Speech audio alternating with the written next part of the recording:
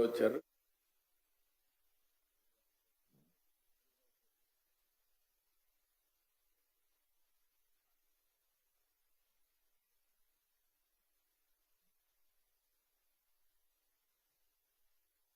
మెయిన్గా మిమ్మల్ని అందరినీ పిలిచిన ముఖ్యమైన ఉద్దేశం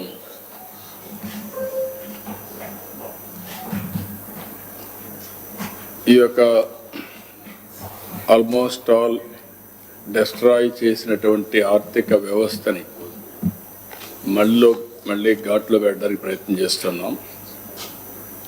సెకండ్ క్వార్టర్ 25-26 రిజల్ట్స్ వచ్చాయి.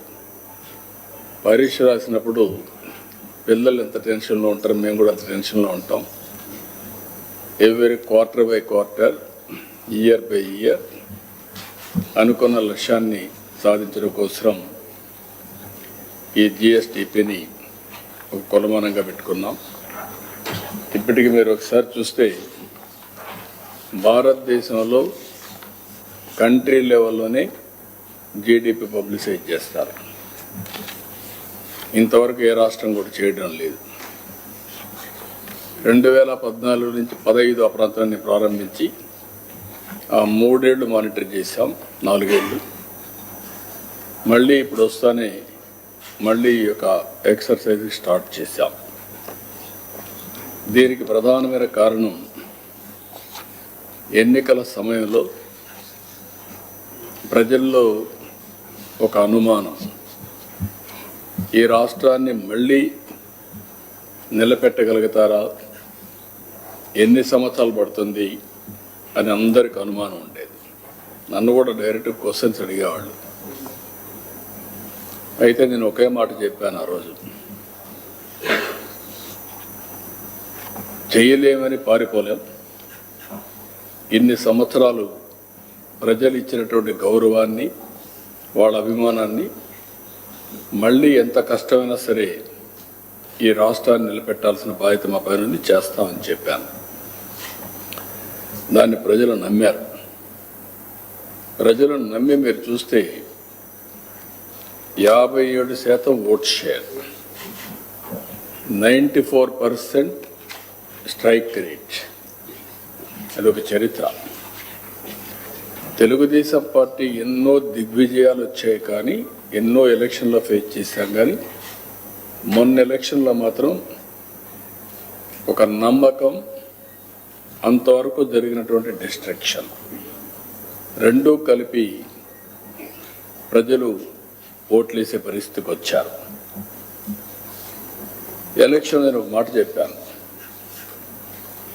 సంక్షేమం, అభివృద్ధి, సుపరిపాలన, ఈ 3 నాందిగా పెట్టుకొని మళ్ళీ ఇచ్చేస్తామని చెప్పాం. ఆ రోజు రూలింగ్ పార్టీలో ఉన్నటువంటి పార్టీ చేయలేమని మాట్లాడితే నేను నిర్దిష్టమైన విధానంతో సూపర్ 6 తీసుకొచ్చాను. సూపర్ 6ని సూపర్ హిట్ చేశాం. పోర్ట్లు, ఇవన్నీ కూడా. నెంబర్ 1 సంక్షేమం. ఆ సంక్షేమం చేసినప్పుడు కూడా మాకు చాలా సమస్యలు ఉన్నాయి. ఒక పక్క అభివృద్ధికి నిధులు లేవు. అప్పటికే ఆస్తులు తాకట్టు పెట్టి, భవిష్యత్ ఆదాయాన్ని కూడా తాకట్టు పెట్టి అప్పులు చేసిన సందర్భం. క్యాపిటల్ ఎక్స్పెండిచర్ బాగా తగ్గించేశారు. క్యాపిటల్ ఎక్స్పెండిచర్ తగ్గించేసిన దానివల్ల అభివృద్ధి ఆగిపోయింది. ఆదాయం కూడా తగ్గిపోయే పరిస్థితికి వచ్చింది. గణనీయంగా తగ్గే పరిస్థితి కూడా వచ్చింది. అవి కూడా నేను చూపిస్తాను. అక్కడి నుంచి ప్రతి ఒక్క నిమిషం కష్టపడ్డాం, ప్రతి ఒక్క గంట కష్టపడ్డాం. 18 నెలలుగా అన్ని వ్యవస్థల్ని జవాబుదారీగా చేస్తూనే ముందుకు పోయాం. అందుకే మీరు చూస్తే ఒక పక్క సంక్షేమం సూపర్ హిట్ చేసాం, సూపర్ 6ని. ఇంకొక పక్క అభివృద్ధి కోసం long term, short term, medium term sustainability కోసం క్యాపిటల్ ఎక్స్పెండిచర్ గణనీయంగా పెంచాం. రోడ్లు, పోర్ట్లు, ఇరిగేషన్,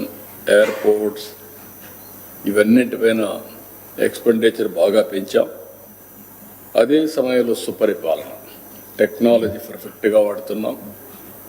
ఈరోజు మీరు చూస్తే వాట్సాప్ గవర్నెన్స్లో సర్వీసెస్ అన్ని ప్రొవైడ్ చేసే ఏకైక గవర్నమెంట్ ఆంధ్రప్రదేశ్ గవర్నమెంట్. ఎవరు ఆఫీస్కి వచ్చే పని లేదు, నేరుగా సర్వీసులు మనమే ప్రొవైడ్ చేసే పరిస్థితికి వచ్చాం. డీఫంక్ట్ అయినటువంటి స్కీమ్స్ అన్ని రివైవ్ చేశాం. కేంద్ర ప్రభుత్వం వీళ్ళు చేసినట్టు అవకతవకల్ని అరికట్టలేక కడాన సెపరేట్ అకౌంట్ ఓపెన్ చేసుకోండి, అప్పుడే మేము డబ్బులు ఇస్తాం అని సెంట్రల్లీ స్పాన్సర్డ్ స్కీమ్స్కి సెపరేట్ అకౌంట్ ఓపెన్ చేయించారు. ఆ రూల్స్ ఇక్కడ చూసి ఇంత దేశం అంతా పెట్టేశారు. ఇప్పుడు ఆ ఫ్లెక్సిబిలిటీ కూడా లేదు ఎవరికి. అంటే ఒక వ్యక్తులు చేసే తప్పులకి వ్యవస్థల్లో మార్పులు ఎట్ట తీసుకొస్తారనేది కేంద్రం లాంటి గవర్నమెంట్ మార్పుల కోసం అవన్నీ చేసే పరిస్థితి వచ్చింది. నేను ఢిల్లీకి పోతే విష్ లిస్ట్ నేను ఇస్తే ఈ పనులు చేయమని అడిగితే వాళ్ళు అంతకుముందు మీరు ఇది చేస్తే ఇది చేయగలుగుతాం తప్ప లేకపోతే మేము హెల్ప్లెస్ అని నాకు ఒక విష్ లిస్ట్ వాళ్ళు ఇచ్చే పరిస్థితికి వచ్చారు. అంటే మీరు లాస్ట్ 2 yearsలో మేము డబ్బులు ఇచ్చాం, మీరు ఆ డబ్బులు వాడకుండా మీరు వేరే పర్పస్కి వాడుకున్నారు కాబట్టి అది ముందు ఖర్చు పెట్టండి, తర్వాత డబ్బులు రిలీజ్ చేస్తామన్నారు. 93 స్కీమ్స్ని మళ్ళీ రివైవ్ చేశాం. పవర్ డిపార్ట్మెంట్ తీవ్రమైన సంక్షోభంలో ఉంది, మామూలు కాదు.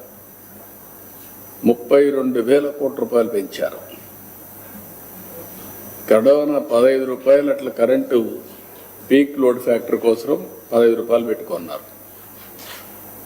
ఇంకొక పక్కన మీరు ఒకసారి చూసి నేను మొన్న కూడా పేపర్ కూడా రిలీజ్ చేశాను మీకు, ఆ డీటెయిల్స్ అని మళ్ళీ నేను పోలా. ఇప్పుడు 9,000 కోట్ల రూపాయలు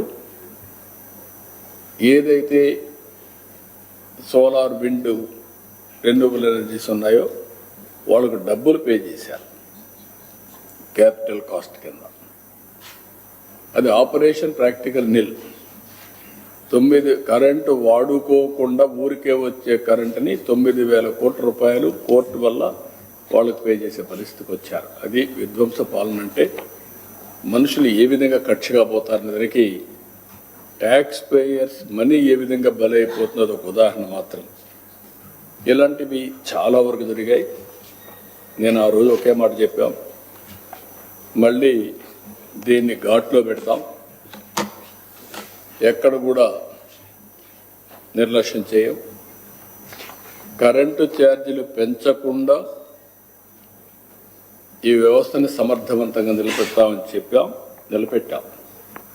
నేను కరెంటు ఛార్జీలు 2వ సంవత్సరం పెంచాను. నెక్స్ట్ ఇయర్ కూడా సమర్థత పెంచుకుంటాం. దాని మీద కూడా ముందుకు పోతున్నాం. ఆ తర్వాత మీరు చూస్తే సమర్థవంతమైన సాగునీటి నిర్వహణతో కరువు లేకుండా చేస్తామని చెప్పాం. ఈరోజు మీరు ఖరీఫ్ అయింది, రబీ స్టార్ట్ అయింది. దగ్గర 950 TMC ఆఫ్ వాటర్ రిజర్వాయర్లో ఉంది. మీరు అవేర్లో చూసుకో 940 ఆ ప్రాంతంలో ఉంటుంది. ఇంకొక పక్క గ్రౌండ్ వాటర్ ఎక్కువ శ్రద్ధ పెట్టాం. ఇది 7.35 మీటర్ల ఆవరేజ్లో ఉంటే గ్రౌండ్ వాటర్ ఇప్పుడు 6.08 తగ్గించాం. అంటే గ్రౌండ్ వాటర్ పెంచాం. రాయలసీమలో 8.1 నుంచి 6.31 తీసుకొచ్చాం. ఇతర జిల్లాల్లో 7.01 నుంచి 5.97 తీసుకొచ్చాం. నేను ఈరోజే కాదు 30 ఏళ్లుగా ప్రయత్నం చేస్తున్నా. సాగునీటి పంట కుంటలు తవ్వడం, చెక్ డ్యాములు కట్టడం, కంట్రోల్ ట్రెంచెస్ తవ్వడం, ఫారెస్ట్ ఏరియా మొత్తం వాటర్ కన్జర్వేషన్ మెథడ్స్ వేయడం, ఇవన్నీ చేశాం. దాని ఫలితాలు ఈరోజు 6 మీటర్లకు వచ్చింది. నెక్స్ట్ ఇయర్కి 3 మీటర్లకు తేవాలని 2 ఏళ్లలో దానికి ఒక ప్రణాళిక తయారు చేసుకుంటున్నాం. రిజర్వాయర్స్ కట్టడమే కాకుండా భూమిని జలాశయంగా చేసుకుని భూగర్భ జలాలు పెంచాలి, దానికి ముందుకు పోతున్నాం. అవి కూడా చేస్తున్నాం.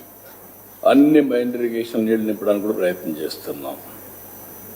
ఇంకొక పక్క ఏపీ బ్రాండ్ పూర్తిగా దెబ్బతినింది. ఇండస్ట్రీస్ పారిపోయినాయి. ఇండస్ట్రీస్ రావద్దని చెప్పే పరిస్థితికి వచ్చారు.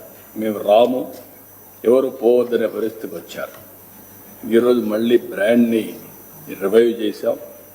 మొన్నే 13,26,000 కోట్ల రూపాయల పెట్టుబడులు వచ్చాయి. 16,30,000 మందికి ఉద్యోగాలు వస్తాయి. ఎస్ఐపిబి ఇప్పటికే 8,29,000 మందికి 8,29,000 కోట్ల రూపాయలు ఆమోదం చెప్పాం. దీనివల్ల 7,62,000 మందికి ఉద్యోగాలు వస్తాయి. ఇవన్నీ కూడా ఇంకొక పక్క విద్యా వ్యవస్థ ఇంగ్లీష్ మీడియం అనే పేరు పెట్టి పిల్లల జీవితాలతో ఆడుకుని డ్రాప్ అవుట్స్ వచ్చే పరిస్థితికి వచ్చింది. ఈరోజు మెగా పేటీఎం ఈ కార్యక్రమాలు పెట్టి నెక్స్ట్ లెవెల్కి వెళ్తున్నాం. ఒకప్పుడు ఆల్ ఇండియా లెవెల్లో టాప్ 5లో ఉండే విద్యా వ్యవస్థను నాశనం చేస్తే మళ్ళీ దాన్ని రివైవ్ చేసి టాప్ 3లో కానీ నెంబర్ 1 కానీ ఒక ఆల్టర్నేటివ్ ఎడ్యుకేషన్ ఆంధ్రప్రదేశ్ను ఒక మోడల్గా తయారు చేయడానికి ప్రయత్నం చేస్తున్నాం. పల్లె పండుగ ఇలాంటి కార్యక్రమాలు పెట్టి రూరల్ ఇన్ఫ్రాస్ట్రక్చర్కి శ్రద్ధ పెట్టాం.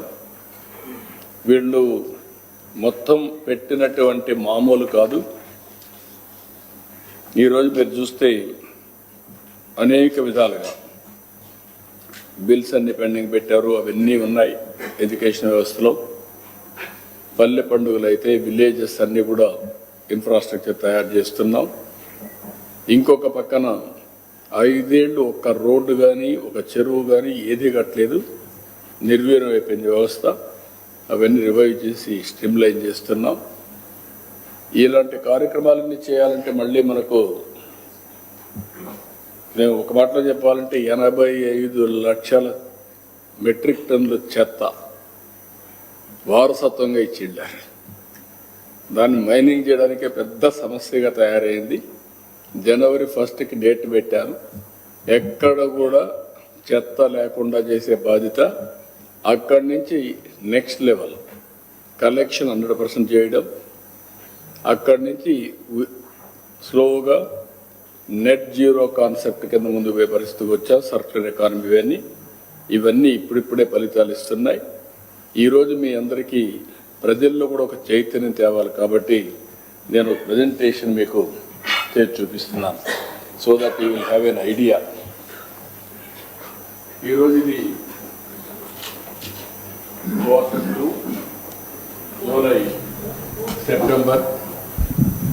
July September 25-26, first half yearly April to September 25-26. Next ఇక్కడ GSDP, PCI and growth projections 3 చూపిస్తున్నాం. అదే మరి మెథడాలజీ, జిఎస్టిపి ఎస్టిమేట్స్ సెట్ తయారు చేస్తారు, అవి కూడా ఎక్స్ప్లెయిన్ చేస్తాను. ప్రజలు కూడా అర్థం కావాల్సిన అవసరం ఉంది. దీనివల్ల లాభం ఏంటని కూడా కొంతమంది ఆలోచిస్తూ ఉంటారు. గవర్నమెంట్లో జిఎస్టిపి పెరిగితే ప్రజల జీవన ప్రమాణాలు పెరుగుతాయి.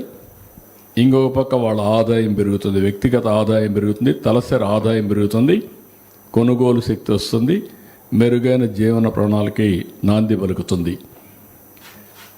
H1 April to September 25-26 current prices, అది మరి కాన్స్టెంట్ ప్రైసెస్ 2 ఉంటాయి.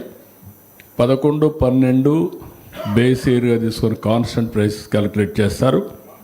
అదే సమయంలో ఈ సంవత్సరం కరెంట్ ప్రైసెస్ ప్రస్తుతానికి తీసుకొచ్చేస్తారు.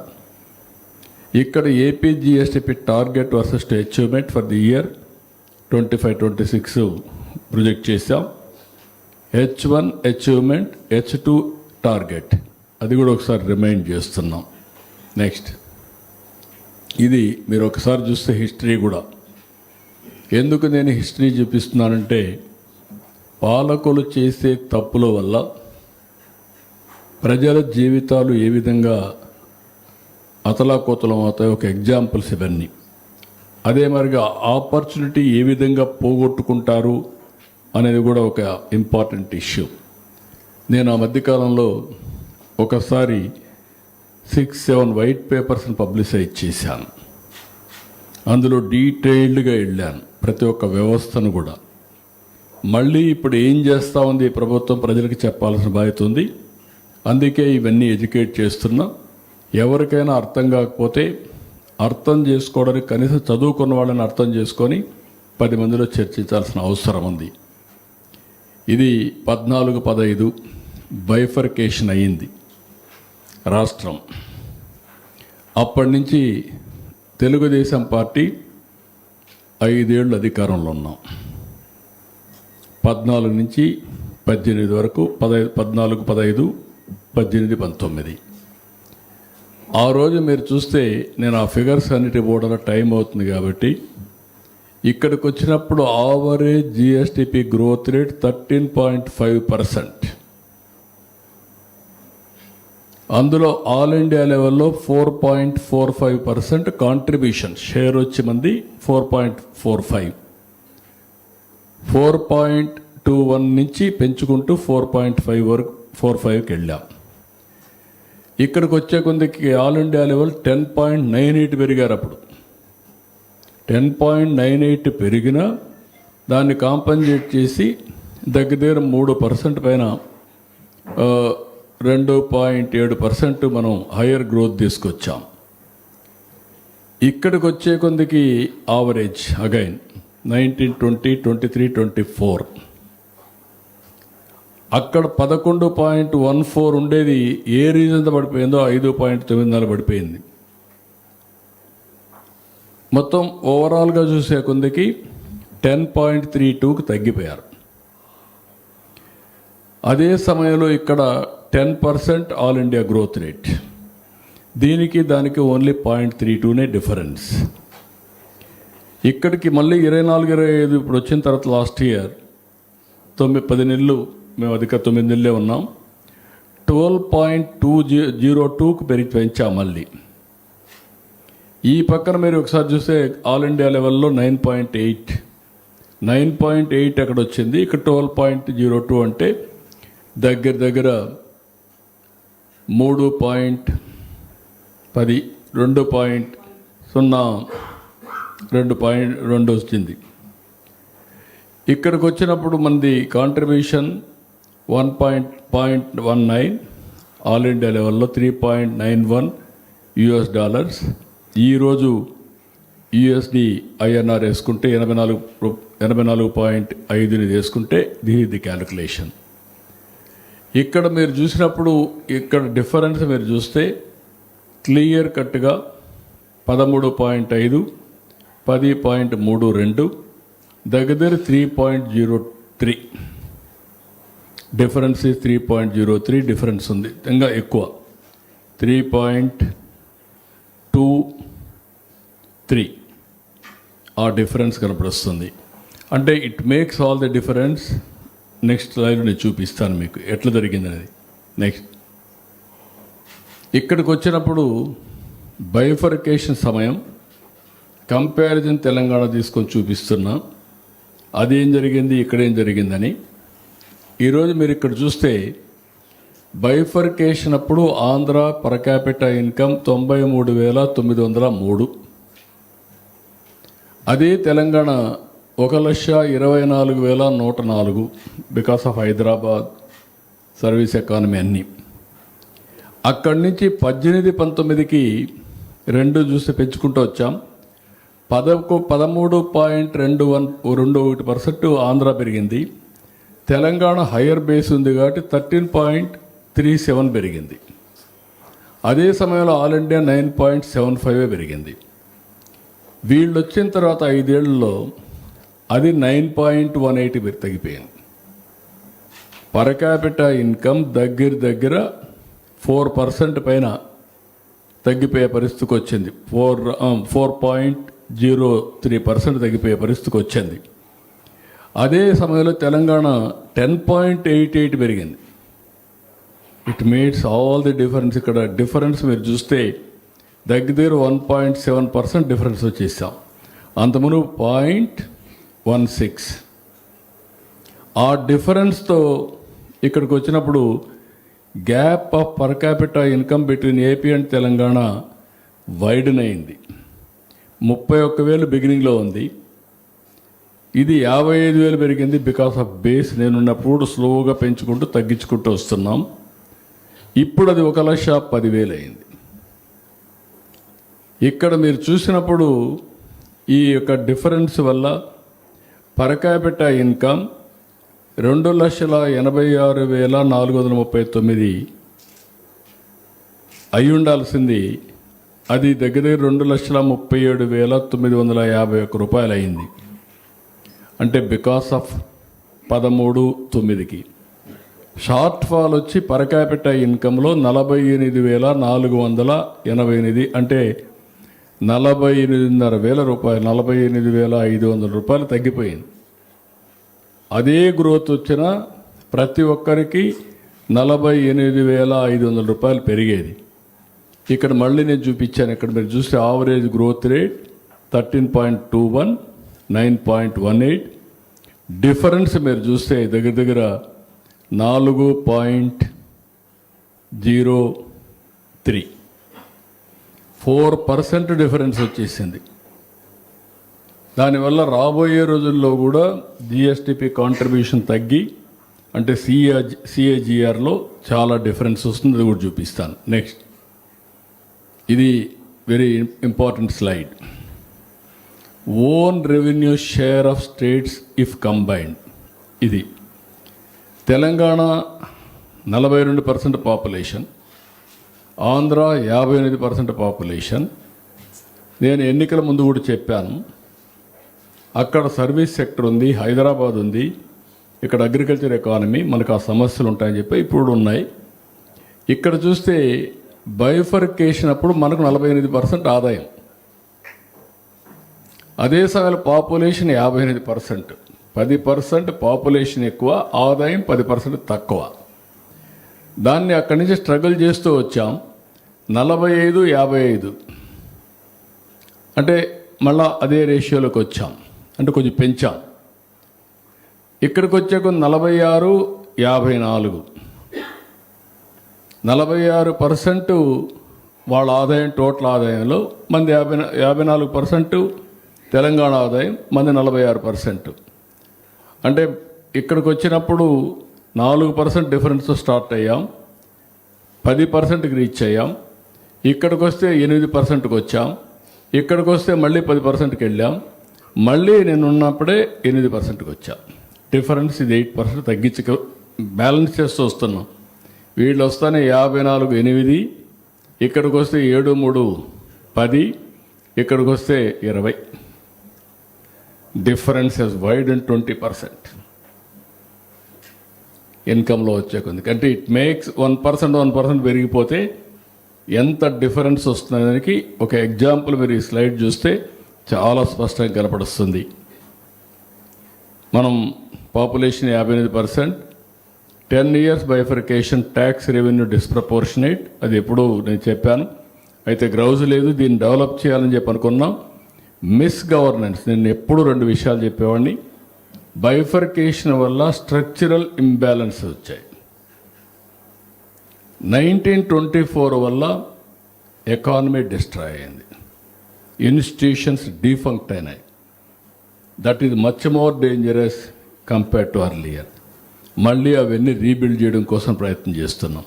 నెక్స్ట్, ఇక్కడ డిక్లైన్ ఇన్ జిఎస్టిపి మీరు ఒకసారి చూస్తే 13.5%, 10.9% ఆల్ ఇండియా, ఇక్కడ 10.32, ఇక్కడ 10, 24-25లో 15.93 లక్షల రూపాయలు జిఎస్టిపి, 12.02, ఇది 9.8.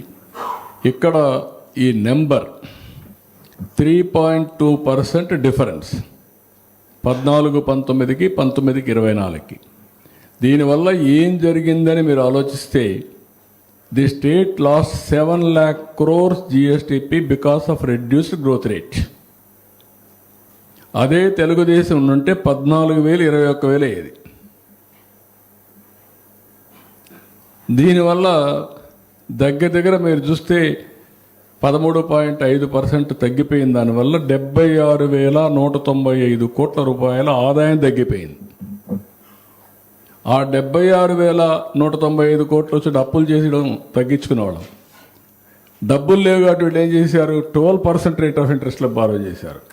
ఇప్పుడు నాకు అదొక పెద్ద problem. Debt servicing is a big problem, crisis. Now I'm going for rescheduling. మొత్తం కొంతమందికి పే చేయడం, నెగోషియేట్ చేయడం, రేపు మార్చికి అది సెపరేట్గా నేను ప్రజెంట్ చేస్తా. దానికి ఒక పక్కన అన్ని ప్రయత్నాలు చేస్తున్నానంటే మొత్తం డెట్స్ రీషెడ్యూల్ చేయాలి, లేకుంటే వాళ్ళతో నెగోషియేషన్ చేయాలి, రేట్ ఆఫ్ ఇంట్రెస్ట్ తగ్గించుకోవాలి. ఎప్పుడు కూడా బ్రాండ్ తగ్గినప్పుడు రేట్ ఆఫ్ ఇంట్రెస్ట్ పెరిగిపోతూ ఉంటుంది, నమ్మకాలు ఉండవు. ఒక ప్రైవేట్ వ్యక్తి కానీ, ఇండస్ట్రీ కానీ, గవర్నమెంట్కి కానీ అది జరిగింది.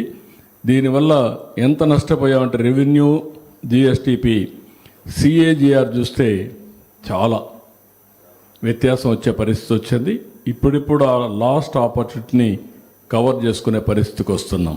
నెక్స్ట్, ఇది ఎప్పుడు మీకు అందరికీ ఎక్స్ప్లెయిన్ చేస్తూ ఉంటాను. ఇది ఇక్కడ చూస్తే హయ్యర్ గ్రోత్ రేట్ వల్ల లాభం ఏంటి లాంగ్ టర్మ్లో.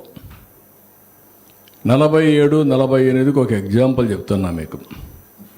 Year on year growth, GSTP contribution, number of times GSTP increases, per capital income 7.5 అయితే 84 లక్షలే అవుతుంది 47, 48కి. జిఎస్టిపి 5 టైమ్స్ పెరుగుతుంది. జిఎస్టిపి 14 లక్షలు పర్ క్యాపిటల్ ఇన్కమ్ వస్తుంది, 7.5 పెరిగితే. 10.32 ఇప్పుడు వాళ్ళు పెరిగినటువంటి ఆ 5 ఏళ్ళు చూస్తే 10.32. దీనివల్ల 25 lakhs జిఎస్టిపి వస్తుంది, 9 టైమ్స్ పెరుగుతుంది. అదే కానీ లాస్ట్ టైం మేము పెరిగింది కానీ పెరిగితే 13.49 పెరిగితే 292 lakh crores, 18 టైమ్స్ 49 లక్షలు అవుతుంది. అదే 15%కి వెళితే 390 lakh crores, 25 టైమ్స్ 66 లక్షలు per capital. This is the difference. 10.32కి 15%కి 25 నుంచి 66 లక్షలు. ఎన్నేళ్ళు? 22 ఏళ్ళు. హైదరాబాద్లో కళ్ళు మూసుకుంటే అయిపోయింది. నేను ఆ రోజు స్టార్ట్ చేశాను. స్టార్ట్ చేస్తే ఈరోజు 25 ఏళ్లలో ఐటీకి ప్రాధాన్యత ఇచ్చాను. ప్రపంచం అంతా వెళ్ళారు. హైయెస్ట్ పర్ క్యాపిటల్ ఇన్కమ్ ఎవరంటే దానికి చిరునామా తెలుగు వాళ్ళు. ఎట్లా జరిగింది? ఒక పాలసీ. ఎన్నేళ్ళు? 25 ఏళ్ళు. ఇది కూడా అంతే. ఇది 4.7 టైమ్స్ డిఫరెన్స్ సిఏజిఆర్లో. చాలామందికి అర్థం కావు. అందుకే ఒకసారి డబ్బులు సంపాదించిన వాళ్ళు పైకి వెళ్ళిపోతూ ఉంటారు. డబ్బులు సంపాదించిన అక్కడే ఉన్నవాడు అక్కడే ఉండిపోతూ ఉంటారు. ఇంకా ఆ పావర్టీలో, ఆ క్రైసిస్లో ఉండిపోయే పరిస్థితి వస్తుంది. This is where we're working differently. ఇది ఒక డిఫరెన్స్ మీకు మళ్ళీ ఎంఫసైజ్ చేస్తున్నా. ప్రజలు కూడా ఆలోచిస్తున్న ఎందుకు జిఎస్టిపి గురించి నేను మాట్లాడుతున్నాను. వాళ్ళ జీవన ప్రమాణాలు ఎట్లా పెరగాలంటే ఏ విధంగా గ్రో కావాలి, ప్రజలు కూడా అర్థం చేసుకొని ఏ విధంగా సపోర్ట్ చేయాలి. కొంతమందికి అర్థం కాని వాళ్ళు నేను ఏం చేసినా పోతే చేస్తూ ఉంటారు, మాట్లాడుతూ ఉంటారు. వాళ్ళకి రేపు అనేది ఇవన్నీ కూడా లెక్కలేసుకోరు, ఎవరికి తెలియదు. కొంతమంది ఇంటలెక్చువల్స్ తెలిసినా ఆ ఇంటలెక్చువల్స్ ఇవన్నీ ఆలోచించరు. వాళ్ళు పెసిమిజంతోనే స్టార్ట్ చేస్తారు. నెక్స్ట్, ఇక్కడికి వచ్చిన మెథడాలజీ, జిఎస్టిపి ఎస్టిమేట్స్. మీకు ఒకసారి మెథడాలజీ కూడా అందరికీ అర్థం కావాల్సిన అవసరం ఉంది. బ్రీఫ్గా చెప్తాను. ఇది ministry of statistics and programme implementation, government of India November 28th release చేశారు. మనం December 7th మనం రిలీజ్ చేస్తున్నాం. నిన్న చేయాలి, నిన్న హాలిడే, ఈరోజు చేశాం. ఇక్కడ Q2 July, September 25-26 GSTP estimates. ఇవన్నీ కూడా ప్రతి ఒక్కసారి quarterly gross state domestic product data at both constant and current prices release చేస్తాం. The release provides quarterly and half yearly April to September gross value added estimates covering broad sectors wise year on year percentage changes for GSTP for 24-25 to 25-26 ఇవన్నీ compare చేసి చెప్తున్నాం. ఇక్కడ కొంతమందికి difference ఏంటి జీవీఏకి and జిఎస్టిపికి అని కూడా కొంచెం అనుమానాలు ఉంటాయి. జిఎస్టిపి అంటే మనం గుర్తుపెట్టుకోవాల్సిన gross state domestic product is equal to gross value added plus product taxes minus product subsidies. మనం ఇచ్చే సబ్సిడీస్ అన్నీ కూడా తీసేసి ట్యాక్సెస్ యాడ్ చేసి గ్రాస్ వాల్యూ యాడ్ చేసిన దాన్ని బట్టి చేస్తారు. That is what we call GSDP. Next, ఇక్కడ బెంచ్ మార్క్ ఇండికేటర్స్ మెథడ్ ఎట్లా చేస్తామంటే క్వార్టర్ టు క్వార్టర్, లాస్ట్ ఇయర్కి ఇయర్కి మనం ఇది చేస్తాం. సెక్టర్ స్పెసిఫిక్ డేటా సోర్సెస్ని అగ్రికల్చర్ అండ్ అలైడ్ వచ్చినప్పుడు agriculture department, horticulture department, animal husbandry department, fisheries ఈ డేటా తీసుకుంటాం. ఇండస్ట్రీకి వచ్చినప్పుడు minor mineral production, all India index of industrial production, growth rate, అదే మాదిరిగా generation consumption figures from the central electricity authority, ఇవన్నీ తీసుకొని industry data component చెప్తాం. Service sector వచ్చినప్పుడు employing diverse indicators including tourism, number, vehicle registration, passengers, cargo, traffic, ఇవన్నీ కూడా తీసుకొని bank deposits అన్నీ తీసుకొని చెప్తారు. ఫైనల్గా previous trends are utilized along with data released by the national statistic office, forestry, logging, railways, communication, real estate, construction. ఇవన్నీ కూడా మీరు కూడా ప్రెస్ వాళ్ళు కూడా చాలా వరకు అంత డెప్త్కి పోరు, మీరు ఏదో రాసేస్తూ ఉంటారు. So I want to place before you so that people should have idea. ఓసారి అనిపిస్తుంది నేను చాలాసార్లు చేసిన, ఇంకా అన్ని రాష్ట్రాల్లో కూడా చేయలేదు కూడా, చేస్తారని ఆశిస్తున్నా. కాంపిటీషన్లో ముందుకు పోవాల్సిన అవసరం ఉంది రాష్ట్రాలు, కేంద్రం కూడా. ఇక్కడికి వచ్చినప్పుడు జూలై, సెప్టెంబర్ ఎస్టిమేట్స్ క్వార్టర్ 2. ఇక్కడికి వస్తే మీరు చూసినప్పుడు ఇక్కడ క్లియర్గా 24, 25, 25, 26 ఎస్టిమేట్స్ మీరు చూస్తే అగ్రికల్చర్ 1,13,441 కోట్ల రూపాయలు అగ్రికల్చర్లో ఆదాయం. అది 14.28% previous year 23-24కి.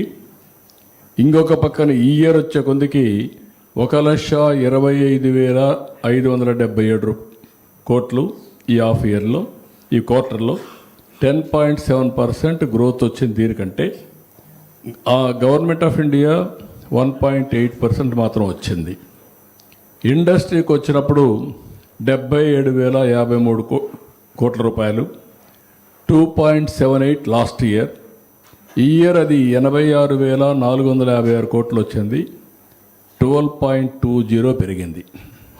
Substantial growth achieve చేశాం. అది ఇంకా రాను పెరుగుతుంది, అది అచీవ్ చేస్తాం. Government of India 8.5. సర్వీస్ సెక్టర్కి వచ్చినప్పుడు 1,43,827 కోట్లు, 11.51% లాస్ట్ ఇయర్ గ్రోత్ రేట్. ఇప్పుడు ఈ సంవత్సరం 1,60,075 కోట్ల రూపాయలు, 11.30. Government of India 10.6%. Gross value added చూస్తే 10.26 లాస్ట్ ఇయర్. ఈ ఇయర్ దానికంటే పెరిగి 11.30, మోర్ దెన్ 1.03% పెరిగాం. గవర్నమెంట్ ఆఫ్ ఇండియా 8.7 పెరిగారు. ఇది కరెంట్ ప్రైసెస్లో. దగ్గర 2.6% పైన పెరిగాం. జిఎస్టిపిలో చూస్తే లాస్ట్ టైం 10.17, ఈసారి 11.28. Government of India 8.7. ఇది క్లియర్ కట్గా in all aspects we are able to do better. And also last year కంటే ఈ ఇయర్ ఇంప్రూవ్ చేసుకున్నాం పర్ఫార్మెన్స్ కూడా. నెక్స్ట్, ఇవి వేరియస్ సెక్టర్స్ మీరు చూసినప్పుడు ఎట్లా పెరిగిందని చూస్తే అగ్రికల్చర్ దగ్గర 10.70 పెరిగాం. ఇంకొక పక్క ఆల్ ఇండియా అగ్రికల్చర్ 1.8% పెరిగారు. అగ్రికల్చర్ సెక్టర్ చేసి GVA growth rate 11.43. Fishing and agriculture 26.27. అక్వాకల్చర్లో మనం ఇచ్చిన ₹1.50 అవన్నీ పనిచేశాయి. బాగా రైతులు కష్టపడుతున్నారు, పెరిగింది. ఇక్కడ చూస్తే ప్యాడీ 24% పెరిగింది. 2.93 లక్షల మెట్రిక్ టన్నులు ఉంటే అది 3.64 లక్షల మెట్రిక్ టన్నులకు వచ్చింది. కాటన్ 31% పెరిగింది, ఫ్రమ్ 0.22 LMT నుంచి 0.30 LMTకి పెరిగింది. బనానా 151% పెరిగింది. బిఫోర్ ఇయర్ కొంచెం లాభాలు వచ్చే కొద్దిగా అందరూ బనానాకి వెళ్ళిపోయారు. అందుకే చూస్తే 1.25 ఉంటే 2.34 lakh మెట్రిక్ టన్స్కి వచ్చింది.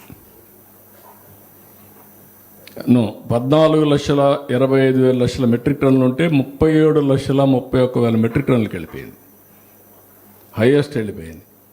దానికి టెకామని మార్కెటింగ్ ఇవన్నీ కూడా మ్యాచ్ కాలేదు. ఇప్పుడు అవన్నీ చూసుకొని ముందుగానే సెర్చ్ చేసి మార్కెటింగ్ అవెన్యూస్ ఏమేం చేయాలో అవన్నీ వర్కౌట్ చేయాల్సిన అవసరం ఉంది. ఇక్కడ అదర్ క్రాప్స్ కూడా గోవా, బటావియా ఇవన్నీ చూస్తే 87.2%. ఫిషరీస్ ప్రాన్ 27%, అదే మరి ఫిష్ 17% పెరిగింది. లైవ్ స్టాక్ యానిమల్ మీట్ 8%, అదే మరి ఎగ్స్ వచ్చి 6.7% పెరిగింది. ఈ విధంగా ఏదేది ఎట్లా చేస్తున్నామో కూడా అనలైజ్ చేసుకుంటూ వస్తున్నాం. నెక్స్ట్ ఇండస్ట్రీ మీరు చూస్తే ఇక్కడంతా కూడా మీకు ఎక్స్ప్లెయిన్ చేశాను. అక్కడ 12.20 అని. ఇక్కడికి వచ్చినప్పుడు mining, quarrying sector expansion several key ఏరియాలో పెరిగింది. రోడ్ మెటల్ 80% పెరిగింది. మ్యాంగనీస్ 27.46% పెరిగింది. Lime stone 17%. సిమెంట్ ఇండస్ట్రీస్ బాగా పెరిగింది. ఇంకో పక్క ఎలక్ట్రిసిటీ జనరేషన్ 19.12 పెరిగింది. కన్జంప్షన్ 4.17 పెరిగింది. నెక్స్ట్ ఇక్కడ సర్వీస్ సెక్టర్లో మీరు చూస్తే trade, hotels and restaurants, tourist footfall స్లైట్గానే పెరిగింది, ఓన్లీ 0.37 పెరిగింది. Transport storage significant driver of growth ఇది. కార్గో హ్యాండిల్డ్ 14.9 పెరిగింది. ఎయిర్ ప్యాసింజర్స్ 9.42 పెరిగింది. Road transport also expanded with registered commercial vehicles 4.37 పెరిగింది. బ్యాంకింగ్, ఇన్సూరెన్స్, అగ్రిగేట్ క్రెడిట్ వచ్చి 12.06 పెరిగింది. అదే మరి డిపాజిట్స్ వచ్చి 8.88 పెరిగింది. ఇవన్నీ ఇండికేటర్స్ వచ్చినప్పుడు ఎక్కడెక్కడ ఎట్లా చేయాలో చేయడానికి కూడా డెప్త్కి వెళ్తున్నాం. ఇది ఓవరాల్గా పబ్లిక్ ఎట్లా ఉపయోగపడుతుందో వాళ్ళన్నీ గైడ్ చేయడానికి కూడా ఉపయోగపడుతుంది. ఇది మీకు మెయిన్ స్లైడ్. ఇది చూస్తే టోటల్ 17 ఈ పిరమిడ్లో ఉన్నాయి. ఈ పిరమిడ్లో ఉండే 17 మీరు చూస్తే live stock number 1.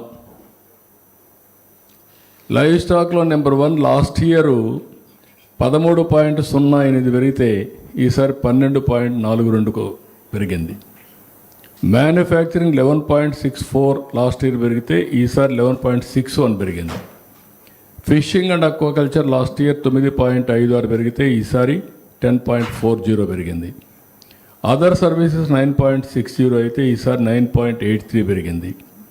Real estate ownership of dwelling 9.4 నుంచి 9.56 పెరిగింది. కన్స్ట్రక్షన్ 8.5 నుంచి 8.55 పెరిగింది. ట్రేడ్, హోటల్స్, రెస్టారెంట్స్ 7.12 నుంచి 7.25 పెరిగింది. Transport by other means and storage 6.93 నుంచి 6.63 పెరిగింది. హార్టికల్చర్ 5.99 నుంచి 5.63. బ్యాంకింగ్ 4.68 నుంచి 4.62. పబ్లిక్ అడ్మినిస్ట్రేషన్ 4.36 నుంచి 4.12. ఎలక్ట్రిసిటీ, గ్యాస్, వాటర్ సప్లై 3.04 నుంచి 2.92. Mining and quarrying 1.99 to 2.39. Communication 2.33, 2.36. Forest and logging 0.75, 0.72. Railways 0.71, 0.67. Agriculture 0.25 to 0.25 పెరిగింది. అంటే ఇది మీకు ఒక ఐడియా కోసం 17 సెక్టర్స్ ఉంటాయి. ఇక్కడ ఇంటర్వెన్షన్స్ ఎక్కడ ఉండాలి, ఏది ఎట్లా పెరుగుతుంది, దీని మీద పాలసీస్ ఎట్లుండాలి, ప్రభుత్వ ఎక్స్పెండిచర్ ఎట్లుండాలి, అవన్నీ వర్కౌట్ చేస్తూ ఉంటాం. This is how GVA GSTP improvement కోసం చేసే కార్యక్రమాలు, వెల్త్ క్రియేషన్ కోసం సంపద సృష్టించడానికి పెట్టే పెట్టుబడులు ఇవన్నీ వస్తాయి. లాస్ట్ ఇయర్కి మీరు డిఫరెన్స్ చూస్తే 6,33,762 కోట్ల రూపాయలు H1 24-25 అయితే ఈసారి 7,03,767 కోట్లు H1 25-26. నెక్స్ట్ అక్కడి నుంచి నేరుగా కాన్స్టెంట్ ప్రైసెస్ ఇవి మీరు చూస్తే జిఎస్టిపిలో 7.03 లాస్ట్ ఇయర్, ఈసారి 10.70 వచ్చింది. Government of India 8.23 సబ్స్టాన్షియల్గా పెంచగలిగాం. దీనివల్ల కూడా మనకు అనుకున్న లక్ష్యాన్ని చేరే పరిస్థితి వస్తుంది. నెక్స్ట్ ఇది కరెంట్ ప్రైసెస్లో మీరు ఒకసారి చూసినప్పుడు మొత్తం దాన్నే క్యాలిక్యులేట్ చేస్తే 9.89 లాస్ట్ ఇయర్ కరెంట్ ప్రైసెస్లో, ఈ ఇయర్ 10.91, గవర్నమెంట్ ఆఫ్ ఇండియా 8.8. ఇవి మిగిలిన డీటెయిల్స్ అని కూడా ఇచ్చాం. As it is you will have an idea. నా పేపర్ కూడా మీకు ఇస్తాను. H1 H2 టార్గెట్స్ ఇవన్నీ కూడా ఇప్పుడు చెప్పింది. నెక్స్ట్ హాఫ్ ఇయర్లో ఏం చేయాలి అనే టార్గెట్స్ కూడా చూపిస్తున్నా మీకు. ఇక్కడికి వచ్చినప్పుడు ఈ ఇయర్ మా టార్గెట్ 18,65,704 crores జిఎస్టిపి కాంట్రిబ్యూషన్, 17.11% పెరగాలని హయ్యెస్ట్ టార్గెట్ పెట్టుకున్నాం. దీన్ని అచీవ్ చేయాలంటే ఇప్పుడు ఫస్ట్ క్వార్టర్లో వచ్చింది 7,58,270 వచ్చింది, 40.64. ఇంకా అచీవ్ చేయాల్సింది 11.07, 11,07,434 కోట్లు అచీవ్ చేయాలి, 59.36%. హిస్టారికల్గా ఫస్ట్ క్వార్టర్ కంటే సెకండ్ క్వార్టర్ ఎక్కువ వస్తూ ఉంటుంది. అయితే ఇంకొంచెం టార్గెట్స్ కూడా ఉన్నాయి, దాని ప్రకారం ముందుకెళ్తాం. నెక్స్ట్ ఇక్కడికి వచ్చినప్పుడు ఇది నేను ముందే చెప్పాను, ఇక్కడికి వచ్చినప్పుడు 41% అచీవ్ చేశాం, ఇంకా 59% అచీవ్ చేయాల్సిన అవసరం ఉంది. దీనికి ఏ విధంగా స్పెసిఫిక్ సెక్టర్, స్పెసిఫిక్ స్ట్రాటజీ కూడా పెట్టుకొని ముందుకు పోతున్నాం. నెక్స్ట్ ఇక్కడ ఒకసారి హిస్టారికల్గా కూడా చూస్తే every year first quarter 41%, 20-21 59%, second quarter 21-22 44%, 56%, 22-23 45-55, 23-24 43.75, 56.25, 24-25 42.91, 57, ఇప్పుడు 40.64, 59 ఇప్పుడు అచీవ్ చేయాలి. Next these are all various sectors. If you see here, agriculture and allied remaining target 65.64. 5 principles పెట్టుకున్నాం అగ్రికల్చర్ లాజికల్గా తీసుకుపోవడానికి. కన్సల్టెంట్స్ కూడా పెట్టుకున్నాం. ఇక్కడంతా టైమ్లీ సీడ్ ఇవన్నీ ప్రొవైడ్ చేయడం, మార్కెటింగ్, డిమాండ్ డ్రివన్ ఇవన్నీ వర్కౌట్ చేస్తున్నాం. ఇండస్ట్రీ కూడా స్పెసిఫిక్ సెక్టర్లో ప్రోడక్ట్ పర్ఫెక్షన్, టెంపరీగా ఇండస్ట్రీస్ కొత్త వచ్చే లోపల ఇప్పుడుండే ఎగ్జిస్టింగ్ ఇండస్ట్రీస్ అన్ని పర్ఫెక్ట్ చేసుకుంటే ఇది పెరుగుతుంది, తర్వాత రాబోయే రోజు అందుకుంటుంది. నిన్నే సిఏ సబ్మిట్లో వచ్చేటన్ని రియలైజ్ చేస్తాం. ఇవన్నీ కూడా ఫాస్ట్ ట్రాక్లో పెట్టి ఏ విధంగా పోవాలో ముందుకు పోతున్నాం. ఎక్కువ సర్వీస్ సెక్టర్ పైన కాన్సన్ట్రేట్ చేస్తున్నాం. Tourism, allied, transport, hospitality, cultural programme, temple tourism ఇవన్నీ కూడా పెట్టుకొని, మ్యారిటైమ్ సర్వీసెస్ ఇవన్నీ కూడా పెట్టుకొని ముందుకు పోతాం. ఇవన్నీ చేస్తే వీలైనంత వరకు 17.11 కానీ 15 అండ్ అబోవ్ కానీ చేయగలిగితే అనుకున్న టార్గెట్ మనం సాధించే పరిస్థితికి వస్తాం. కాబట్టి we are working in that direction. ఒక అంబిషియస్ టార్గెట్ పెట్టుకొని దాన్ని అచీవ్ చేయడానికి అన్ని విధాలు అందరినీ డ్రైవ్ చేస్తున్నాం. ఈరోజు నేను రిలీజ్ చేశాం. తొందరలో ఈ కన్సర్న్ సెక్రటరీస్ అందరిని పిలిచి, హెడ్ ఆఫ్ ది డిపార్ట్మెంట్ పిలిచి ఒక మీటింగ్ పెడుతున్నాం. అదైనా కలెక్టర్స్ కాన్ఫరెన్స్ పెడతాం.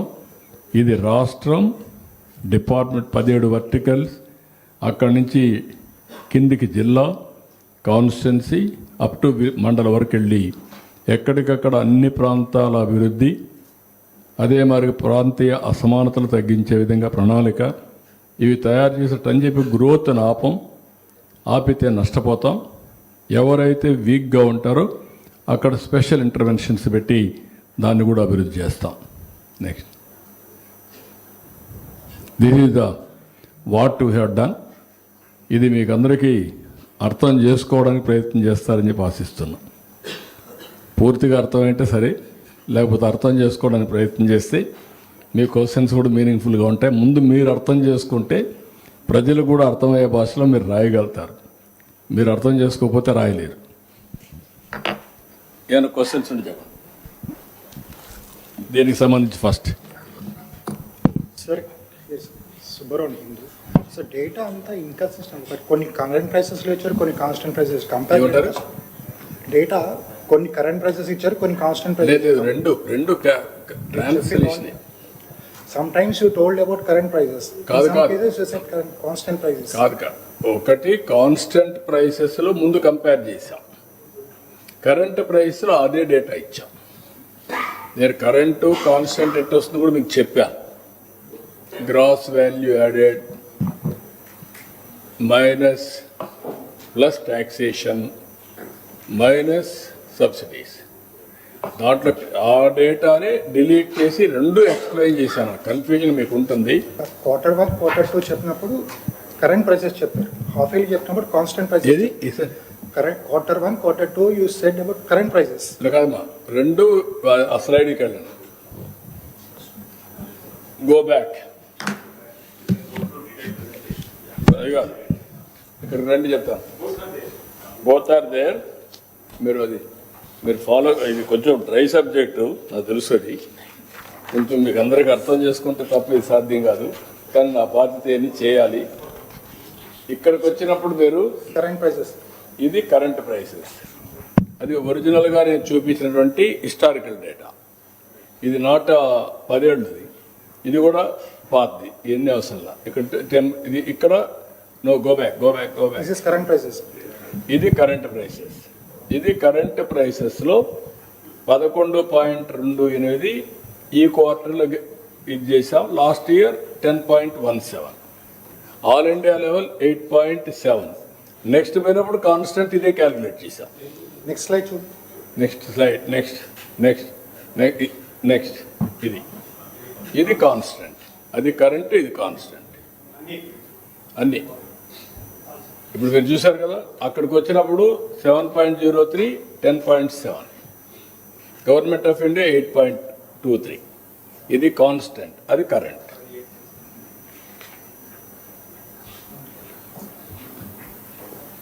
నేను చాలా ఎక్సర్సైజ్ చేశాను, కన్ఫ్యూజన్ లేదు. మా వాళ్ళని కన్ఫ్యూజ్ చేయకుండా ప్రిపేర్ అయ్యా. నేను మా వాళ్ళకి గైడ్ చేస్తూ ఉంటాను. ఎందుకంటే ఐఏఎస్ ఆఫీసర్లకి ఇవన్నీ క్యాలిక్యులేషన్స్ ఉండవు, కాబట్టి ఇవన్నీ మీకు కూడా ఉండవు. నేను ఎందుకంటే సైంటిఫిక్గా పోవాలని నా థియరీ ఫస్ట్ నుంచి. దైర్మల్లి టెక్నాలజీ ఇవన్నీ క్యాలిక్యులేట్ మా వాళ్ళు చేసేది వాళ్ళే చేస్తారు, కానీ వాళ్ళందరినీ సానబెట్టి గైడ్ చేసి వీ హ్యావ్ ప్రిపేర్డ్. మీరు ఒకసారి డౌట్ని మళ్ళీ నన్ను అడగండి, నేను కూడా కరెక్ట్ చేసుకుంటాను తప్పులు ఉంటే. I don't have any objection. మా వాళ్ళు 13.49 వస్తే ఉదిగడ 13.5, ఉదిగడ 13.4 అని పెడితే ఒకే ఫిగర్ పెట్టండి, అది కూడా పట్టుకుంటారని చెప్పి కరెక్ట్ చేయించాను. అంత ప్రేషన్తో ఉన్నా నేను. Sir, have you been able to identify the problem areas in the last quarter?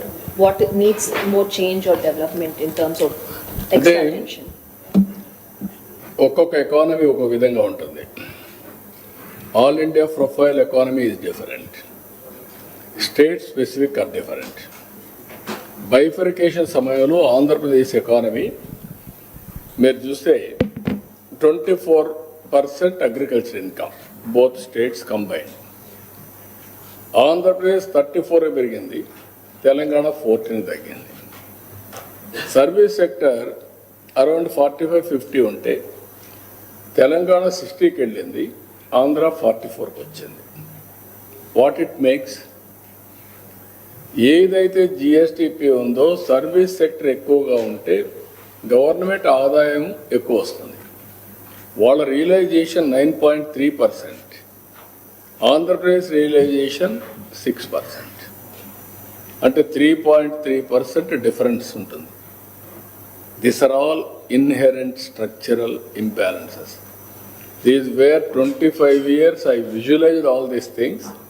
అక్కడి నుంచి సర్వీస్ సెక్టర్ని బిల్డప్ చేసి IT, infrastructure, hotels, hospitals, education అన్నీ బిల్డప్ చేశాం. ఆ బెనిఫిట్ తెలంగాణకు వచ్చింది.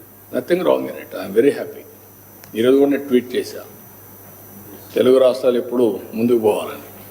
కాబట్టి లేదు, కానీ ఇక్కడ అది బిల్డప్ చేసే సమయంలో ఇతను వచ్చి డిస్ట్రాయ్ చేశాడు. అదర్వైజ్ 14 అక్కడుండే అడ్వాంటేజెస్ ఆ రాష్ట్రానికి ఉన్నాయి, ఇక్కడ కొన్ని అడ్వాంటేజెస్ ఉన్నాయి. ఇక్కడ పోర్ట్, వాళ్ళకి పోర్ట్ లేదు, ఎక్స్పోర్ట్ చేయాలి, ఇక్కడ రావాలి. ఇక్కడ వాటర్ కూడా అడ్వాంటేజ్ బికాస్ ఆఫ్ లో ఏరియా, వాళ్లకు లిఫ్ట్ చేయాలి, లిఫ్టింగ్ ఛార్జెస్ ఇవన్నీ ఉంటాయి. అందుకే ఇప్పుడు నేను పోయేది ఎఫిషియన్సీ ఇంప్రూవ్ చేయడానికి మీరు చూస్తే 6 మీటర్స్ నీడ్ ఉన్నాయి. I want to reduce 3 metres. 3 metres lift చేస్తే నాకు 10,000 కోట్ల నుంచి 5,000 కోట్లు పడిపోతుంది కరెంట్ ఛార్జ్, ఇంకా ఎక్కువ పడిపోతుంది. 5,000 కోట్లు I can improve the efficiency. ఇప్పుడు వాటర్ సెక్యూరిటీకి వెళ్ళాను.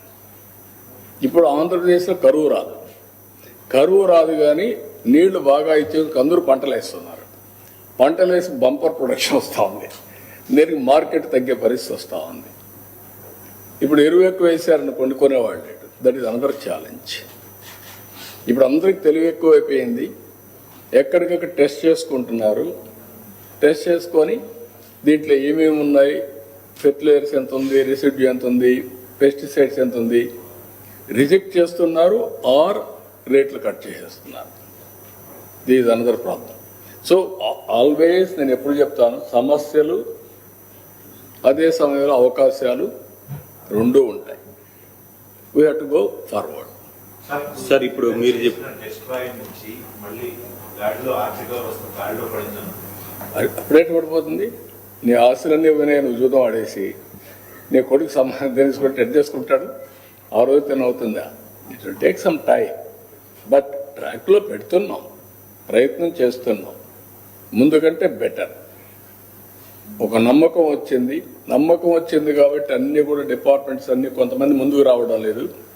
బ్యాంకులు ఉంటాయనుకోండి, వాళ్ళకి అడ్వాంటేజ్ 12% రేట్ ఆఫ్ ఇంట్రెస్ట్, వాళ్ళ దగ్గర డబ్బులు ఉన్నాయి. ఇప్పుడు మనం కట్టేస్తామంటే అదేట కడతారు మీరు అంటున్నారు. ఇవన్నీ ఉన్నాయి. దాన్ని నెగోషియేట్ చేస్తున్నాం, ప్రెషర్ పెడుతున్నాం, రీనెగోషియేట్ చేసి అన్ని 1 by 1 చేయాలంటే కూడా టైం పడుతుంది. We are working everything. సార్ మీరు కనపడేవి కొన్ని కనపడుస్తూ ఉంటాయి. గవర్నమెంట్కి కానీ వ్యక్తులకు కానీ టైం అంతా మీకున్నట్టే 24 గంటలు, నెలకు 30 రోజులు, సంవత్సరానికి 305 రోజులే ఉంటాయి. But we are trying our level best to push things. Sir ఇప్పుడు యాక్చువల్గా ఒక్క నిమిషం,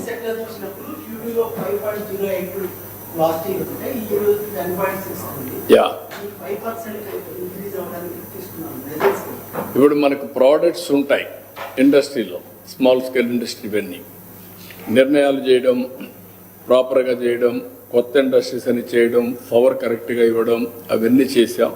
దానివల్ల ఆ ఫలితాలు వచ్చాయి. మీకు మన దగ్గర నేను చేసిన పాలసీ మీరు చూస్తే 10 ప్రిన్సిపల్స్ పెట్టాను విజన్లో. ఏం పెట్టాను దాంట్లో? 1 poverty, zero poverty. 2 employment. Number 3 HR skill upgradation.